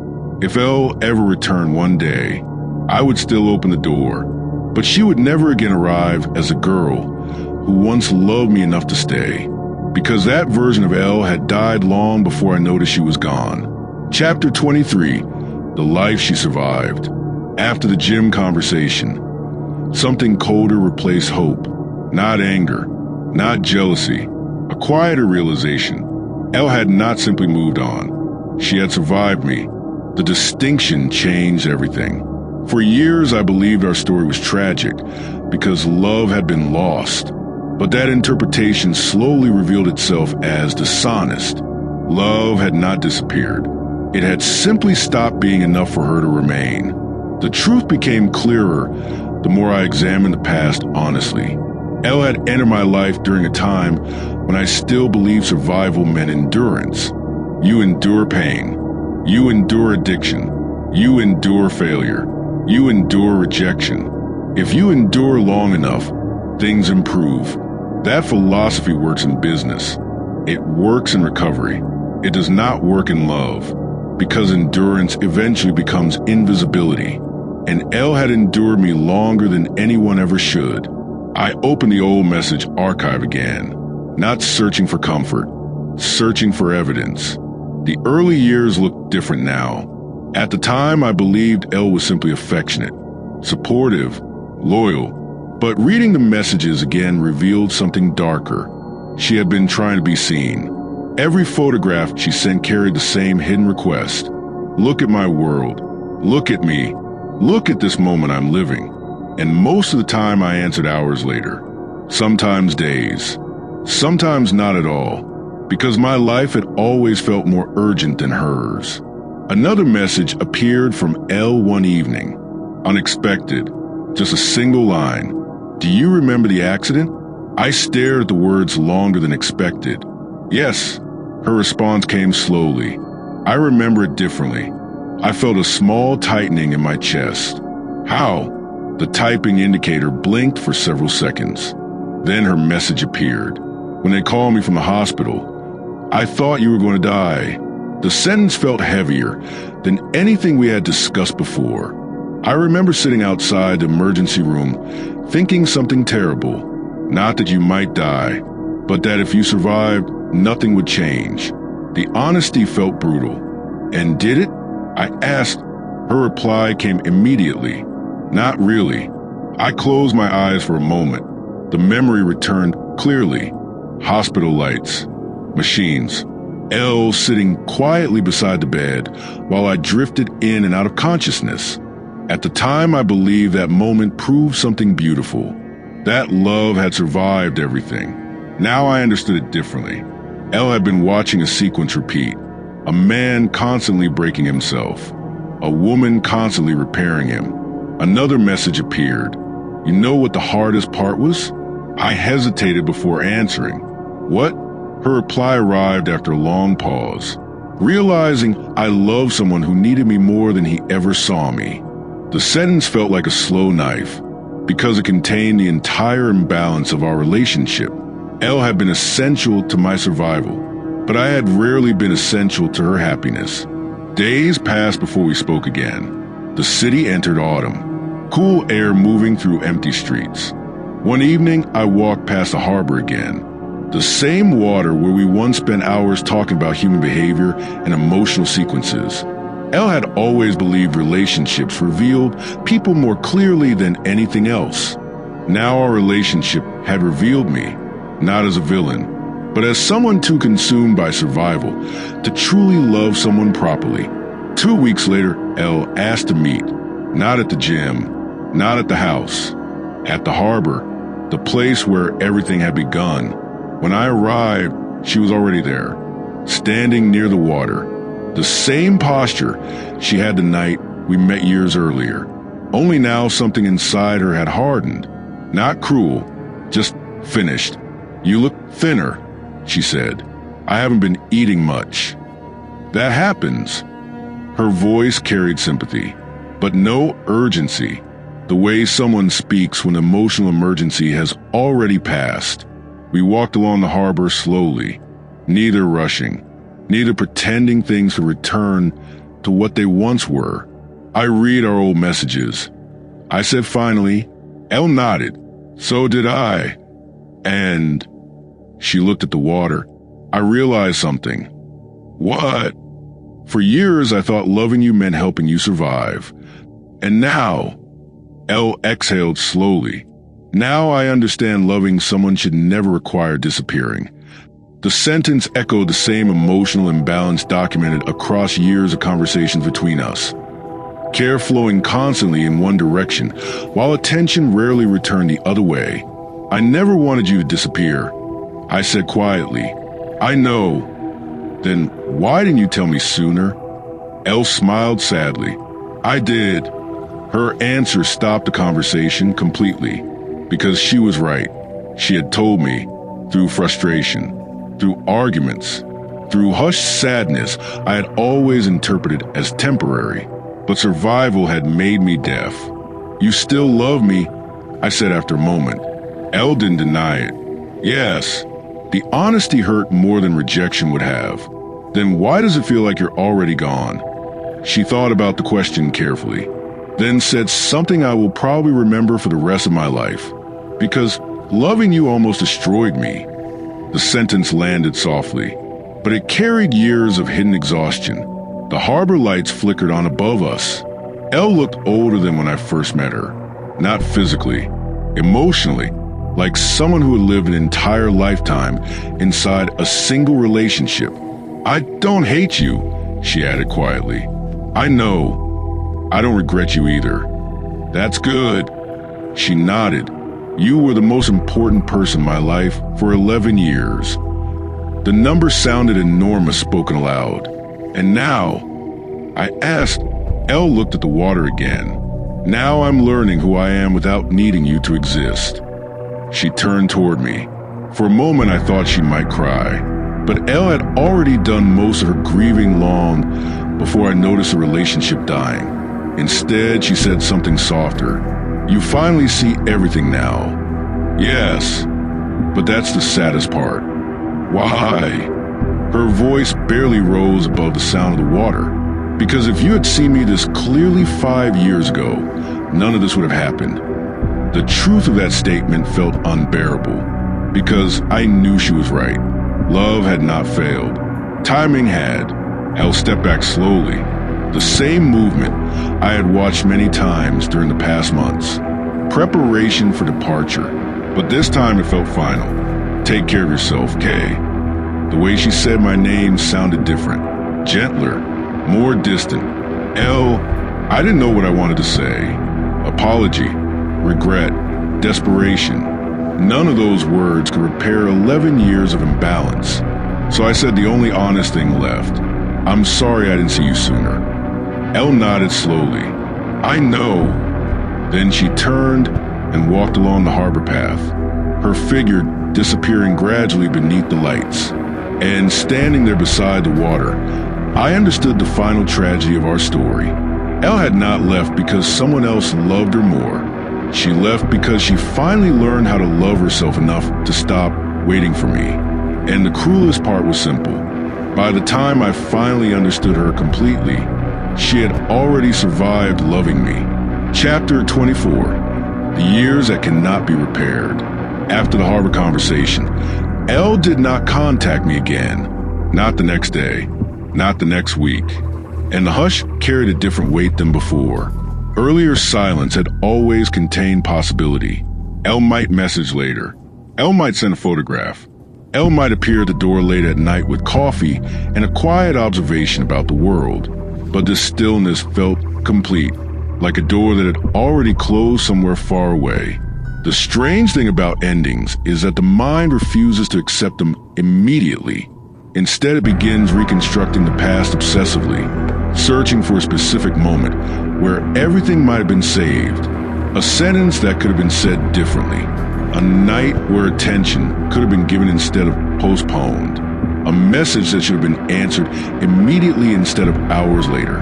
The mind becomes a historian of its own mistakes, and history is merciless when examined honestly. I began remembering the earlier years more clearly, not the romantic moments, the darker ones, the nights when addiction had consumed entire weeks of my life, the periods when I disappeared into travel, work, and substances without telling anyone where I was.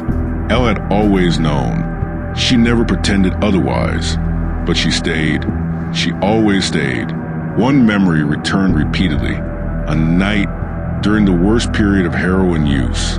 I had disappeared for 3 days. Phone turned off, messages unanswered.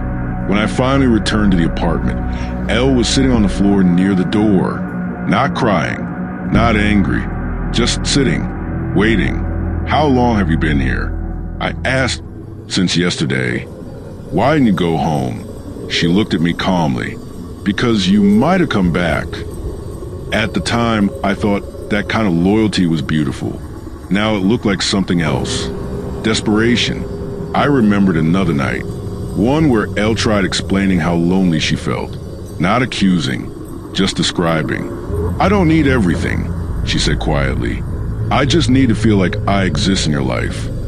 My response had been predictable. I'm trying. At the time, that answer felt honest. Now it sounded like avoidance. Trying is a word people use when they want credit without change. Months later, I had given her gifts.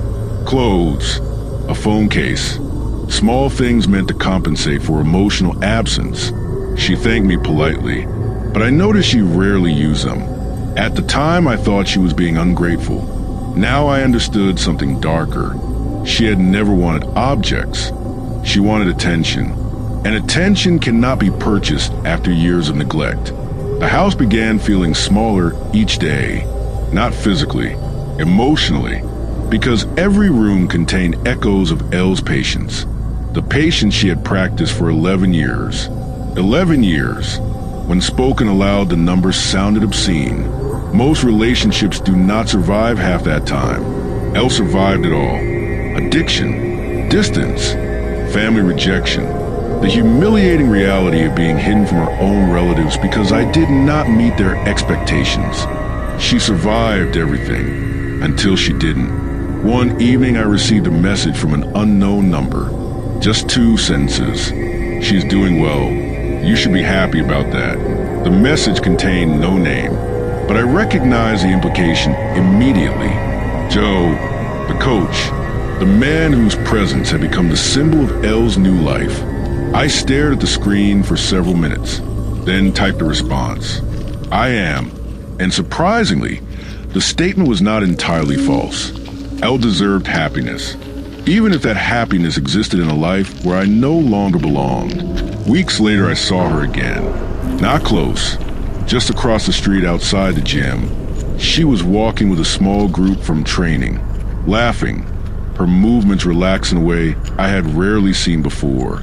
Not the careful patience she used to carry. Something freer, lighter. For a moment, I almost walked toward her, but something stopped me. Not pride, understanding. Elle had not left me because she stopped loving me. She left because loving me had begun destroying her, and returning now would only reopen something she had fought hard to escape. That night, the realization became unbearable. I sat in the dark living room, remembering the first evening we met. Elle sitting quietly in the cafe, camera on the table, watching strangers. Back then, she looked fragile, like someone searching for stability. And somehow our lives had twisted into something tragic. The fragile one survived. The stable one collapsed. I finally understood something she said during the harbor conversation. Loving you almost destroyed me. At the time, the sentence felt dramatic. Now it felt accurate. Because Elle had built her identity around helping me survive, helping me recover, helping me rebuild. And somewhere along the way, she disappeared inside that role. Until one day, she decided to stop. Near midnight, I walked through the house slowly. Every object looked different now. The couch where she once slept. The kitchen where she cooked while I worked late. The hallway where she waited for me during the worst nights of withdrawal. For years, I believed Elle would always remain part of this space. Now the truth felt unavoidable. She had already left long before I noticed. The physical departure had simply made it visible. I returned to the old photograph she sent the first night we spoke. The bridge at sunset, warm light reflecting across the water. The caption beneath it, "You would probably analyze this place." Back then, everything felt curious, possible. 2 strangers sharing the beginning of something meaningful. Neither of us aware that the next 11 years would become a slow tragedy. I turned off the phone. The room fell into darkness again, and the final understanding settled quietly into place. Elle had once waited for me to become the man she believed I could be, but waiting had cost her too much. So she left, not angrily, not suddenly, but with the muted exhaustion of someone who had already spent 11 years trying to love someone who could barely love himself. And the darkest part of the story was simple. Arguments are normal in long relationships. What shocked me was how often Elle apologized, over and over, for things that were barely mistakes.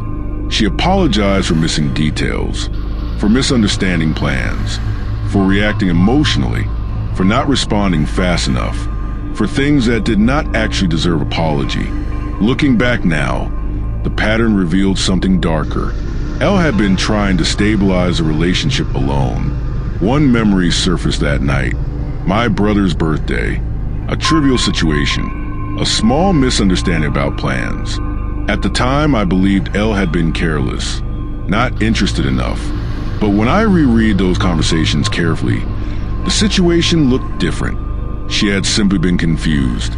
The plan had not been explained clearly.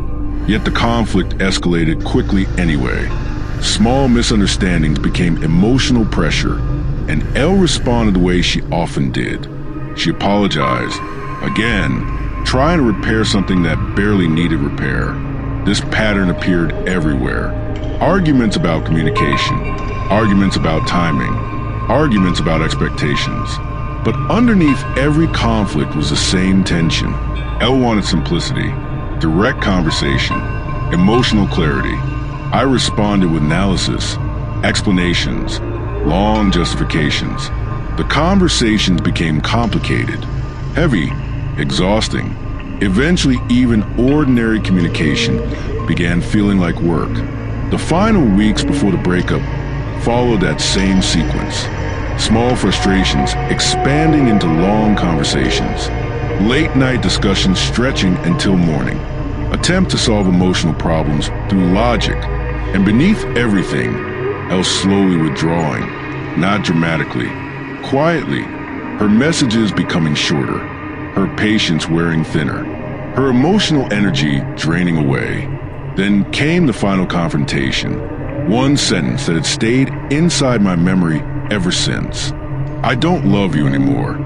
At the time, the words felt sudden, cruel, unfair, but after reviewing everything honestly, they looked different. That sentence had not been born in that moment. It had been growing silently for years.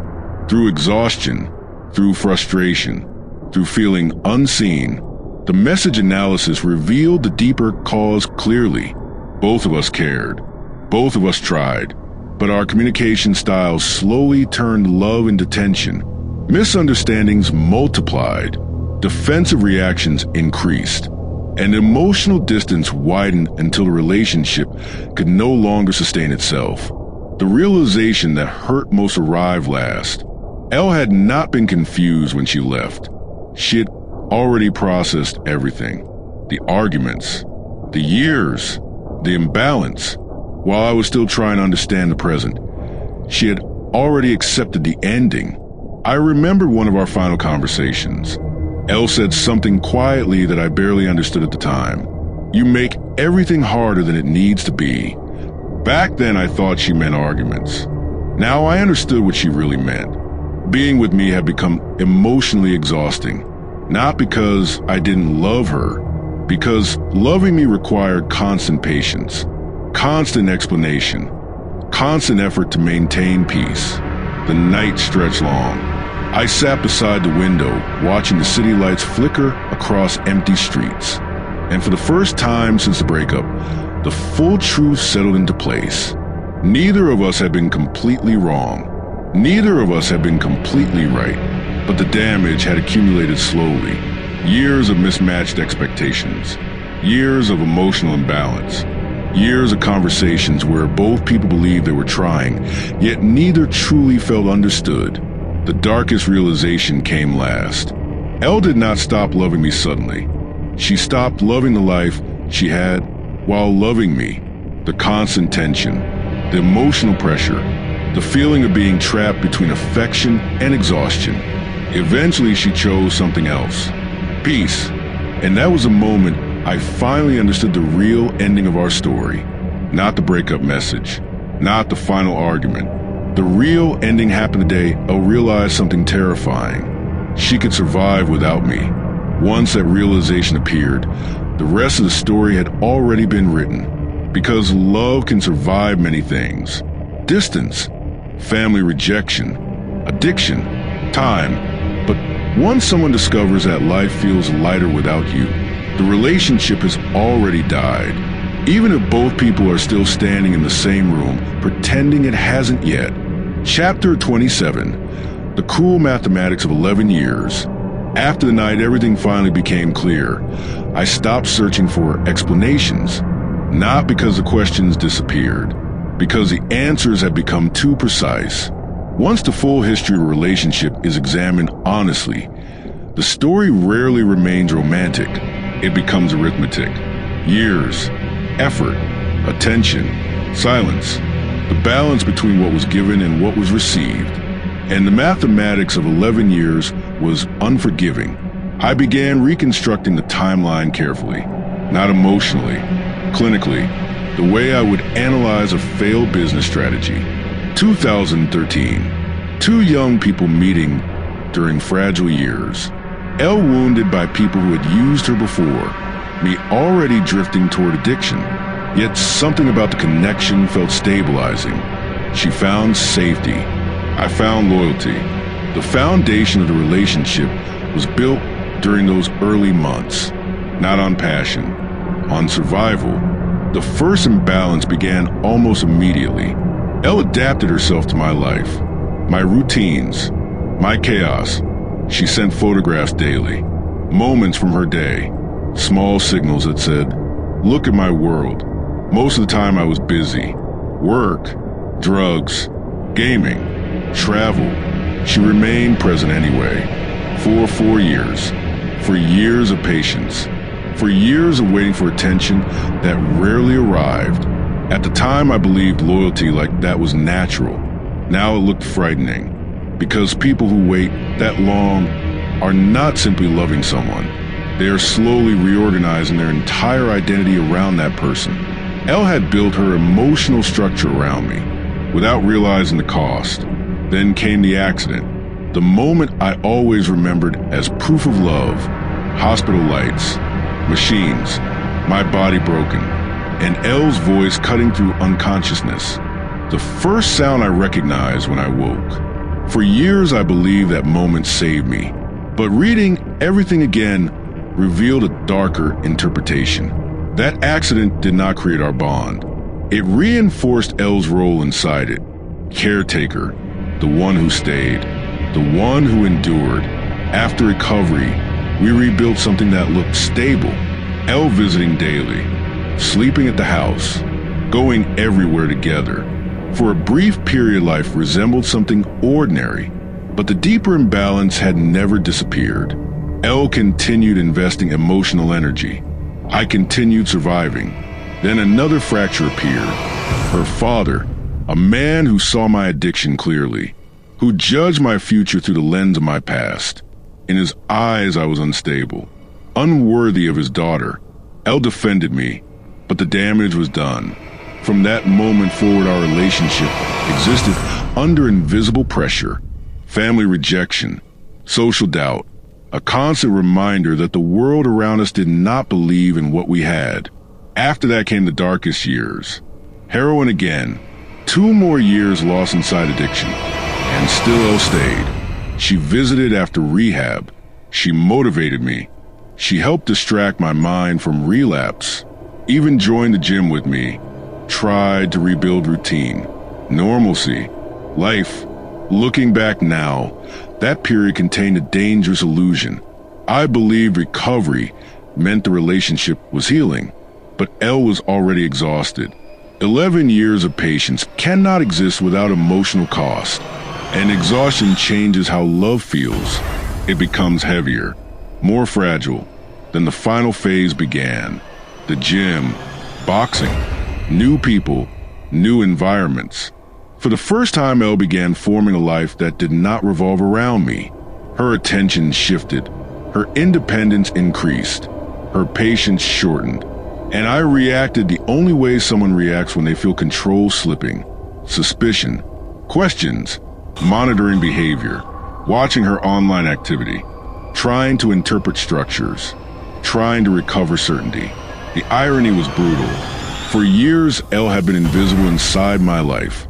Now I was obsessed with every movement inside hers.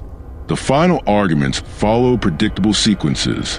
Miscommunication, late-night conversations stretching until morning, defensiveness, exhaustion, each discussion attempting to repair something that had already broken years earlier. And then the final sentence arrived, the one that ended everything. She no longer loved me. At the time, I believed that sentence belonged to the final argument, but the documents and messages revealed something else. That sentence had been forming gradually through years of unresolved tension, miscommunication, and emotional fatigue. Love rarely dies in a single moment. It erodes. One night, I sat in the dark, calculating something disturbing. 11 years, nearly 4,000 days. If Elle had asked for just 1 hour of real attention each day, that would have been 4,000 hours, roughly half a year of my life, spread across 11 years. That was all she wanted. Not gifts, not money, not promises, just presence. And somehow I had failed to give even that consistently. The realization felt suffocating because the tragedy of our relationship was not betrayal, not infidelity, not sudden hatred. The tragedy was neglect, slow, unintentional, but relentless. Elle did not leave because she found someone better. She left because she finally stopped waiting. And once someone stops waiting after 11 years, they rarely return. Near dawn, I walked through the house again. The same house I once imagined we would live in together. Now it felt like a museum. Every object connected to a memory. Every memory connected to a version of Elle that no longer existed. I stood in the hallway, remembering something she once said years earlier. I don't need everything from you. Just don't forget that I'm here. At the time, I promised that would never happen. But promises are meaningless against long stretches of distraction. And eventually the person who keeps reminding you they exist gets tired of reminding you. That was the final cruelty of our story. Elle had never demanded much. Just recognition, attention, a place inside my life that felt equal. By the time I finally understood how small that request had been, she had already built a life where she no longer needed to ask for it. And that realization was darker than the breakup itself, because losing someone hurts. But realizing how easily they could have stayed, if you had simply noticed them sooner, is the kind of regret that does not disappear with time. Chapter 28. The day the waiting finally ended. After reconstructing the 11 years, something unexpected happened. The obsession with how it ended slowly shifted toward how it actually lived. For months, I had examined the breakup like a crime scene, searching for the exact moment where everything collapsed. But the documents, the conversations, the memories, all revealed the same uncomfortable truth. Nothing collapsed suddenly. The relationship died the same way old buildings collapse. Not through explosion, through erosion. Small structural failures accumulating until the entire structure quietly becomes uninhabitable. Years of miscommunication, years of emotional imbalance, years where affection and tension existed side by side until both people became exhausted. One evening I returned to the harbor again, not searching for Elle, not expecting coincidence, just returning to the place where the story had begun. The water looked the same. Street lights reflecting across the surface, wind moving slowly across the harbor walls. Years earlier, Elle once said something while we sat here. People think relationships end with fights. I remember asking her what she meant. She said something simple. They usually end with fatigue. At the time, I thought she was speaking about other couples. Now I understood she had been describing us. Fatigue had been growing for years. Elle grew tired of explaining how she felt, tired of asking for attention, tired of trying to simplify conversations that always became complicated, tired of loving someone who was always fighting something inside himself. And fatigue does something strange to love. It does not turn love into hate. It turns love into wordless calm. I remember the last months clearly now. The gym, the boxing classes, her growing independence, the subtle changes in behavior. At the time, I interpreted those changes as threats. New people, new environments, new interests. But now the interpretation looked different. Elle was not leaving me. She was slowly rebuilding herself. The version of Elle that had existed beside me for 11 years had become too small for the life she wanted. And the moment she realized that, the relationship had already begun ending, another realization followed, one I had avoided confronting before. Elle had tried to leave emotionally many times before the final day, through conversations, through arguments, through soft expressions of loneliness. But each time I responded with logic instead of presence, solutions instead of attention, explanations instead of understanding. And eventually something inside her stopped trying. One of the messages from our final weeks returned to my mind. She said something that sounded insignificant at the time. "You're always trying to solve me." I answered defensively, "I'm trying to help." She replied with a sentence I didn't understand then. "I don't need help. I need space inside your life." It took years to understand the difference between those two things. Helping someone solves problems. Loving someone makes room for them. The harbor remained muted that night. People walking along the edge. Conversations drifting through the air. None of them aware of the history unfolding silently inside my memory. I realized something else during that walk. Elle had already processed this grief long before the breakup. The months where her behavior changed. The arguments. The emotional distance. That was her grieving process. By the time she finally said the relationship was over, she had already mourned it. I had just started. That explained something that confused me for months. Her calmness, her lack of anger, her ability to walk away without collapsing emotionally. She had already lived through the loss. While I was still trying to understand it, I reached the end of the harbor wall and stopped. For the first time in months, I asked myself a different question. Not why did she leave, but something far more difficult. What did she finally see? The answer was uncomfortable. Elle saw that loving me meant living inside constant instability. Addiction, recovery, ambition, distraction. Emotionally, our relationship had always revolved around my survival, not our shared life. And eventually she realized something terrifying. Her entire future had been orbiting someone who was still trying to survive himself. The realization did not create anger, just clarity. Elle did not betray me. Elle escaped a life where she was slowly disappearing. And once someone escapes that kind of life, they rarely return to it. I stood there for a long time watching the water move under the lights. And something strange happened. For the first time since the breakup, I stopped imagining Elle returning. Not because I stopped loving her, because I finally understood something she had been trying to say for years. Love alone does not sustain a life. Two people must also be able to exist fully inside it, not as caretaker and survivor, not as patient and healer, but as two complete people. We had never truly reached that stage. The harbor lights flickered across the water again, and for the first time since the story ended, the final truth arrived quietly.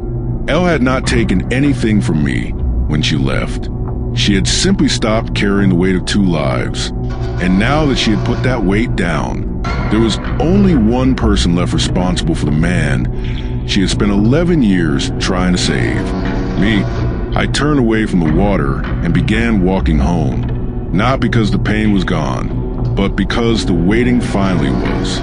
Chapter 29. The Shape of Absence. Something unexpected followed the end of waiting. Not relief. Relief implies peace. What arrived instead was emptiness with structure. For months my mind had been occupied with questions about Elle, where she was, what she felt, whether she missed me. Once those questions disappeared, an unfamiliar hush replaced them. And inside that hush something disturbing became visible. The shape of the life I had built. During the years with Elle, I always believed my life was divided into two identities. Daytime K, the strategist, the man who negotiated contracts, studied markets, calculated risk. Then nighttime K, the man navigating addiction, recovery, emotional collapse. For years, Elle had acted as a bridge between those two versions. She stabilized a man who fell apart at night. She believed in the man who operated during the day. She connected the fractured pieces into something that resembled a whole person. Now the bridge was gone, and the two versions of me stood separated again. Work became easier. That surprised me. The professional version of my life required clarity, decisions, control. Inside that environment, emotions became irrelevant. Clients did not care about heartbreak. Numbers did not care about regret. And for several hours every day, I could function normally. But nights behaved differently. When the meetings ended and the email stopped, the silence returned. And the silence carried memory. One night, I noticed something strange. I had stopped imagining conversations with Elle. For months, I had replayed arguments, rewritten sentences, imagined different responses. But now the mind refused to recreate those dialogues. Instead, it replayed smaller moments, the quiet ones. Elle sitting beside me while I worked. Elle sending photographs during the day. Elle watching me carefully when I returned from long periods of absence. The mind does something cruel after loss. It abandons dramatic scenes and focuses on ordinary moments instead. I returned to the message archive again, not searching for answers anymore, just watching. What stood out most was not the conflicts. It was the tone. Elle's messages carried something consistent across 11 years. Attention, even when she was frustrated, even when she apologized, even when we argued, her attention never disappeared. And that detail revealed something painful. Elle had always been fully present in the relationship, even during the worst periods. The same could not always be said about me. Another design surfaced in the conversations. Elle preferred simplicity. Short questions, direct emotional statements. But my responses often transformed those conversations into analysis, explanation, correction. I treated emotions the way I treated business problems. Something to understand logically, something to resolve through structure. But emotions do not behave that way. They require recognition before solution. And recognition was the one thing I gave Elle least often. This pattern of communication friction, affection mixed with frustration, apologies mixed with misunderstanding, appeared repeatedly across our exchanges. Weeks passed. The city entered winter, cold wind moving through empty streets. And slowly something else began changing inside me. Not healing, perspective. For years, I believed Elle had been the center of my emotional life, but that was not entirely true. She had been the stabilizer of my emotional chaos, not the source of it. The chaos existed long before I met her. Addiction, restlessness, ambition that refused to slow down. Elle had simply been the person holding everything together until she couldn't anymore. One evening I walked past the gym again, lights glowing through windows, people moving inside. I did not enter. Instead, I stood across the street, watching the silhouettes move. For a moment, I imagined Elle somewhere inside, training, laughing, living. The thought did not hurt the way it once did. Instead, it revealed something strange. Elle had escaped the gravitational field of my life, and without realizing it, I had spent months trying to pull her back, through memory, through regret, through endless analysis. But gravity works both ways. Sometimes people must escape in order to survive. Standing there, another realization surfaced quietly. Elle had not been the only person shaped by those 11 years. I had been shaped too, not into the man she needed, but into someone capable of seeing the damage clearly now. And clarity arrives too late in many relationships, not because people are cruel, because growth happens after loss. The gym lights turned off one by one. People leaving through the front door, laughing, talking, walking into the night. I watched them disappear down the street.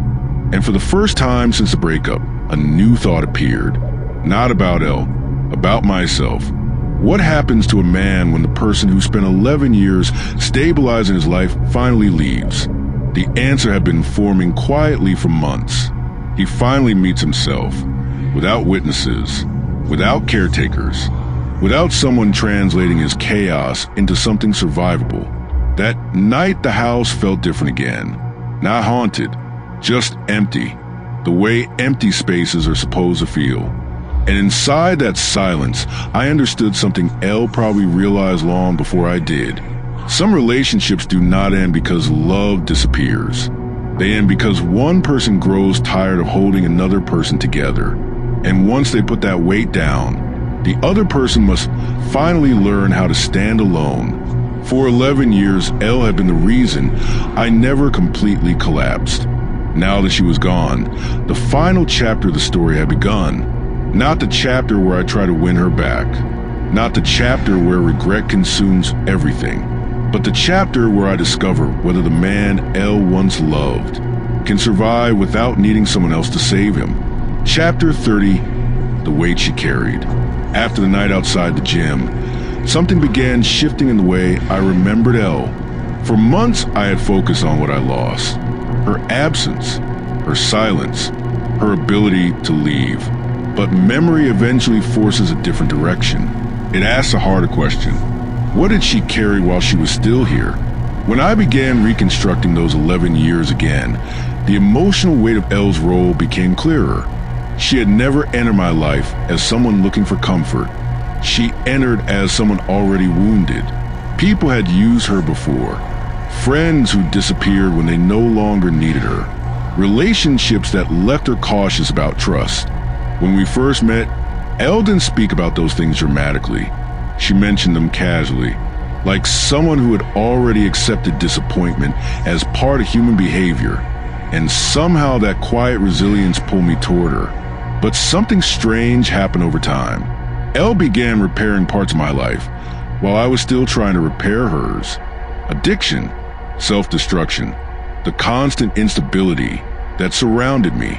Instead of stepping away, she adapted herself to it, not because she enjoyed chaos, because she believed loyalty could heal it.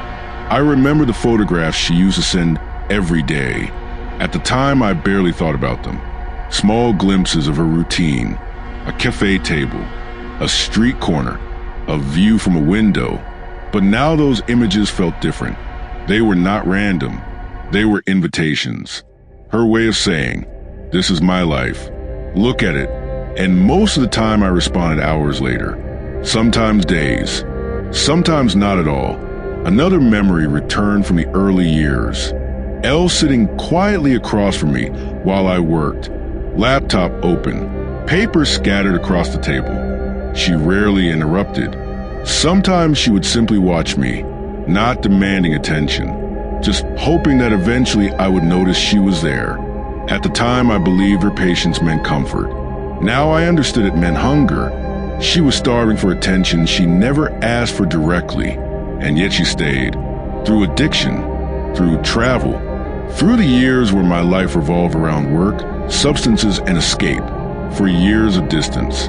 For years where I barely offered the presence she had once given freely. Yet every day she continued sending those photographs, maintaining the thread of connection alone. When the accident happened, something changed between us. I always believed that moment strengthened our relationship. Elle sitting beside the hospital bed, her voice the first sound I recognized when I woke. But looking back now revealed a darker interpretation. That moment confirmed the role she had already been playing. Caretaker, stabilizer, the person responsible for making sure I survived. And survival became the center of our relationship. My recovery, my relapses, my attempts to rebuild. Elle existed beside those struggles like a still shadow, encouraging, motivating, protecting. But somewhere inside that role, she slowly disappeared. Not dramatically, quietly. The documents describing our conversations revealed the sequence clearly. Affection mixed with tension. Apologies appearing repeatedly during disagreements. Efforts to maintain the relationship even when communication became exhausting. Elle was always trying to keep something alive, even when she was the one slowly suffocating inside it. I began remembering the gym months differently as well. At the time, I interpreted her new independence as betrayal. New people, new interests, new confidence. But now the picture looked clearer. Elle had not been replacing me. She had been rebuilding herself, reclaiming pieces of identity that had disappeared during the years she spent stabilizing my life. One of the hardest memories to revisit was a conversation from long ago. Elle once said something softly while we were walking at night. "You know what scares me?" "What?" I asked. "That one day you'll be fine. And I won't know who I am anymore." At the time, I thought she was being dramatic. Now, I understood she had been describing the risk she was taking. Loving someone who needed constant repair meant sacrificing pieces of her own identity. Eventually, that sacrifice reached its limit. Not because Elle stopped loving me, because loving me required too much of her life, too much patience, too much emotional labor, too much waiting. The night grew soft again inside the house, and for the first time since the breakup, I imagined Elle not as the person who left, but as the person who survived. 11 years of supporting someone through addiction, recovery, ambition, and emotional chaos. 11 years of believing loyalty would eventually create stability. 11 years of waiting for the moment when a relationship would finally become balanced. But balance never arrived. And eventually Elle did something that terrified me at the time. She chose herself. I stood in the hallway looking at the same empty spaces she once filled. And the final truth arrived with uncomfortable clarity. Elle had not left because she was weak. Elle left because she was finally strong enough to stop carrying a life that had never truly made room for her. And that realization created a different kind of sadness. Not the sadness of losing someone, but the sadness of understanding how much someone gave you, only after they were no longer there to give it. Chapter 31, the last version of us.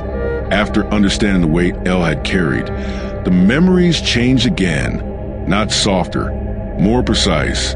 For months, I had been revisiting the relationship through the lens of regret, but regret distorts reality.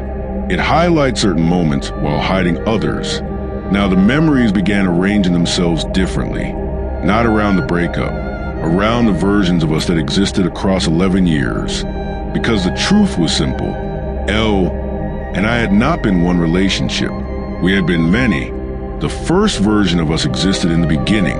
Two young people discovering something unusual in each other. Elle searching for safety after years of being used by others. Me searching for something steady inside a life already drifting toward chaos. Back then, everything felt quiet and curious. Long conversations. Awareness. Two people studying the world together. Those early years contained something genuine. Not perfect, but real. The second version formed when addiction became part of my life. The dynamic shifted without either of us noticing immediately. Elle became patient, protective, encouraging. I became unstable, disappearing for days, returning with apologies and promises of improvement. That period created the structure that would follow us for years. She held things together. I tried to rebuild, and somehow the relationship continued moving forward. The third version emerged after the accident, the moment that always felt like a second beginning. Elle standing beside the hospital bed, her voice pulling me back into consciousness. That moment strengthened the bond between us in a way neither of us fully understood. Not because it proved love, because it confirmed responsibility. From that day forward, Elle's identity inside my life became permanent. She was the one who stayed, the one who carried, the one who endured. The fourth version appeared during the years of recovery. Life slowly stabilizing, work beginning to grow, the house, the plans, the illusion that everything we had survived together was finally turning into something peaceful. For a while it felt real. Elle visiting daily, sleeping over, going everywhere together. For a brief moment we resembled an ordinary couple.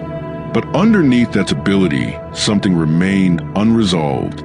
Elle was still carrying more emotional weight than I was able to see. Then came the final version, the one I resisted understanding for months. The version where Elle slowly returned to herself. The gym, boxing, new routines, new people, confidence growing in ways that did not depend on me.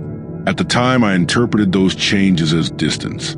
Now they looked like transformation. Elle was becoming a person whose life did not revolve around stabilizing mine. And that transformation created the final conflict between us. Not betrayal, not hatred, something quieter. Elle moving toward independence. Me trying to maintain the structure we had always known. Two people evolving in opposite directions. The conversations during those final months reflected that tension clearly. Moments of affection mixed with frustration. Arguments about communication. Attempt to clarify intentions while misunderstandings continued repeating. We were both still trying, but we were no longer trying for the same future. One memory returned unexpectedly while I sat in the living room. A small conversation from years earlier. Elle once asked me something while we were walking at night. "Do you think people ever outgrow each other?" I answered immediately, "No. If two people really love each other, they grow together." Elle smiled quietly. At the time, I thought she agreed. Now I realize she was simply thinking, because the truth turned out to be different. People do not always grow together. Sometimes they grow past each other. That realization became unavoidable when I thought about the final day, the day she said she no longer loved me. For months those words felt cruel, but now they sounded like something else. Not cruelty, completion. Elle had already lived through the emotional ending long before that sentence appeared. While I was still trying to preserve the relationship we once had, she had already accepted that version of us no longer existed. I stood near the window, looking out at the still street, and something unexpected surfaced. Gratitude, not for the ending, for the years themselves. Because despite everything that went wrong, those 11 years had been real. Elle had not pretended to care. She had cared deeply. Enough to stay longer than most people would have. Enough to sacrifice parts of her own life, trying to hold ours together. And maybe that was the final version of us. Not the breakup, not the arguments, but two people who once meant everything to each other. Standing at the edge of 11 years, and finally understanding something neither of them had seen before. Love had existed, but love alone had never been enough to build the life both of us needed. The street outside remained silent, and for the first time since the beginning of this story, the memories stopped fighting each other. They simply existed, not as evidence of failure, but as proof that once, for 11 complicated years, Elle and I had been each other's entire world, even if we eventually became strangers again. Chapter 32, the hush after everything. After understanding the many versions of us, something inside my memory settled, not peacefully, but completely. For months my mind had been trying to decide whether our story was tragic, unfair, or unfinished. Now it looked simpler. It had simply run its course. But endings rarely feel complete to the person who notices them last. The days after that realization felt strangely slow. Not painful in the dramatic way heartbreak is often described. More like living inside a room where the furniture had been removed. The space remained, but the purpose of the space was gone. For 11 years, Elle had been present in nearly every routine of my life. Morning messages, evening visits, small arguments, shared silence. Without her, those routines did not disappear. They simply continued without meaning. One night, I found myself opening the old photo archive again. Thousands of images, most of them sent by Elle. Daily photographs from years of ordinary life.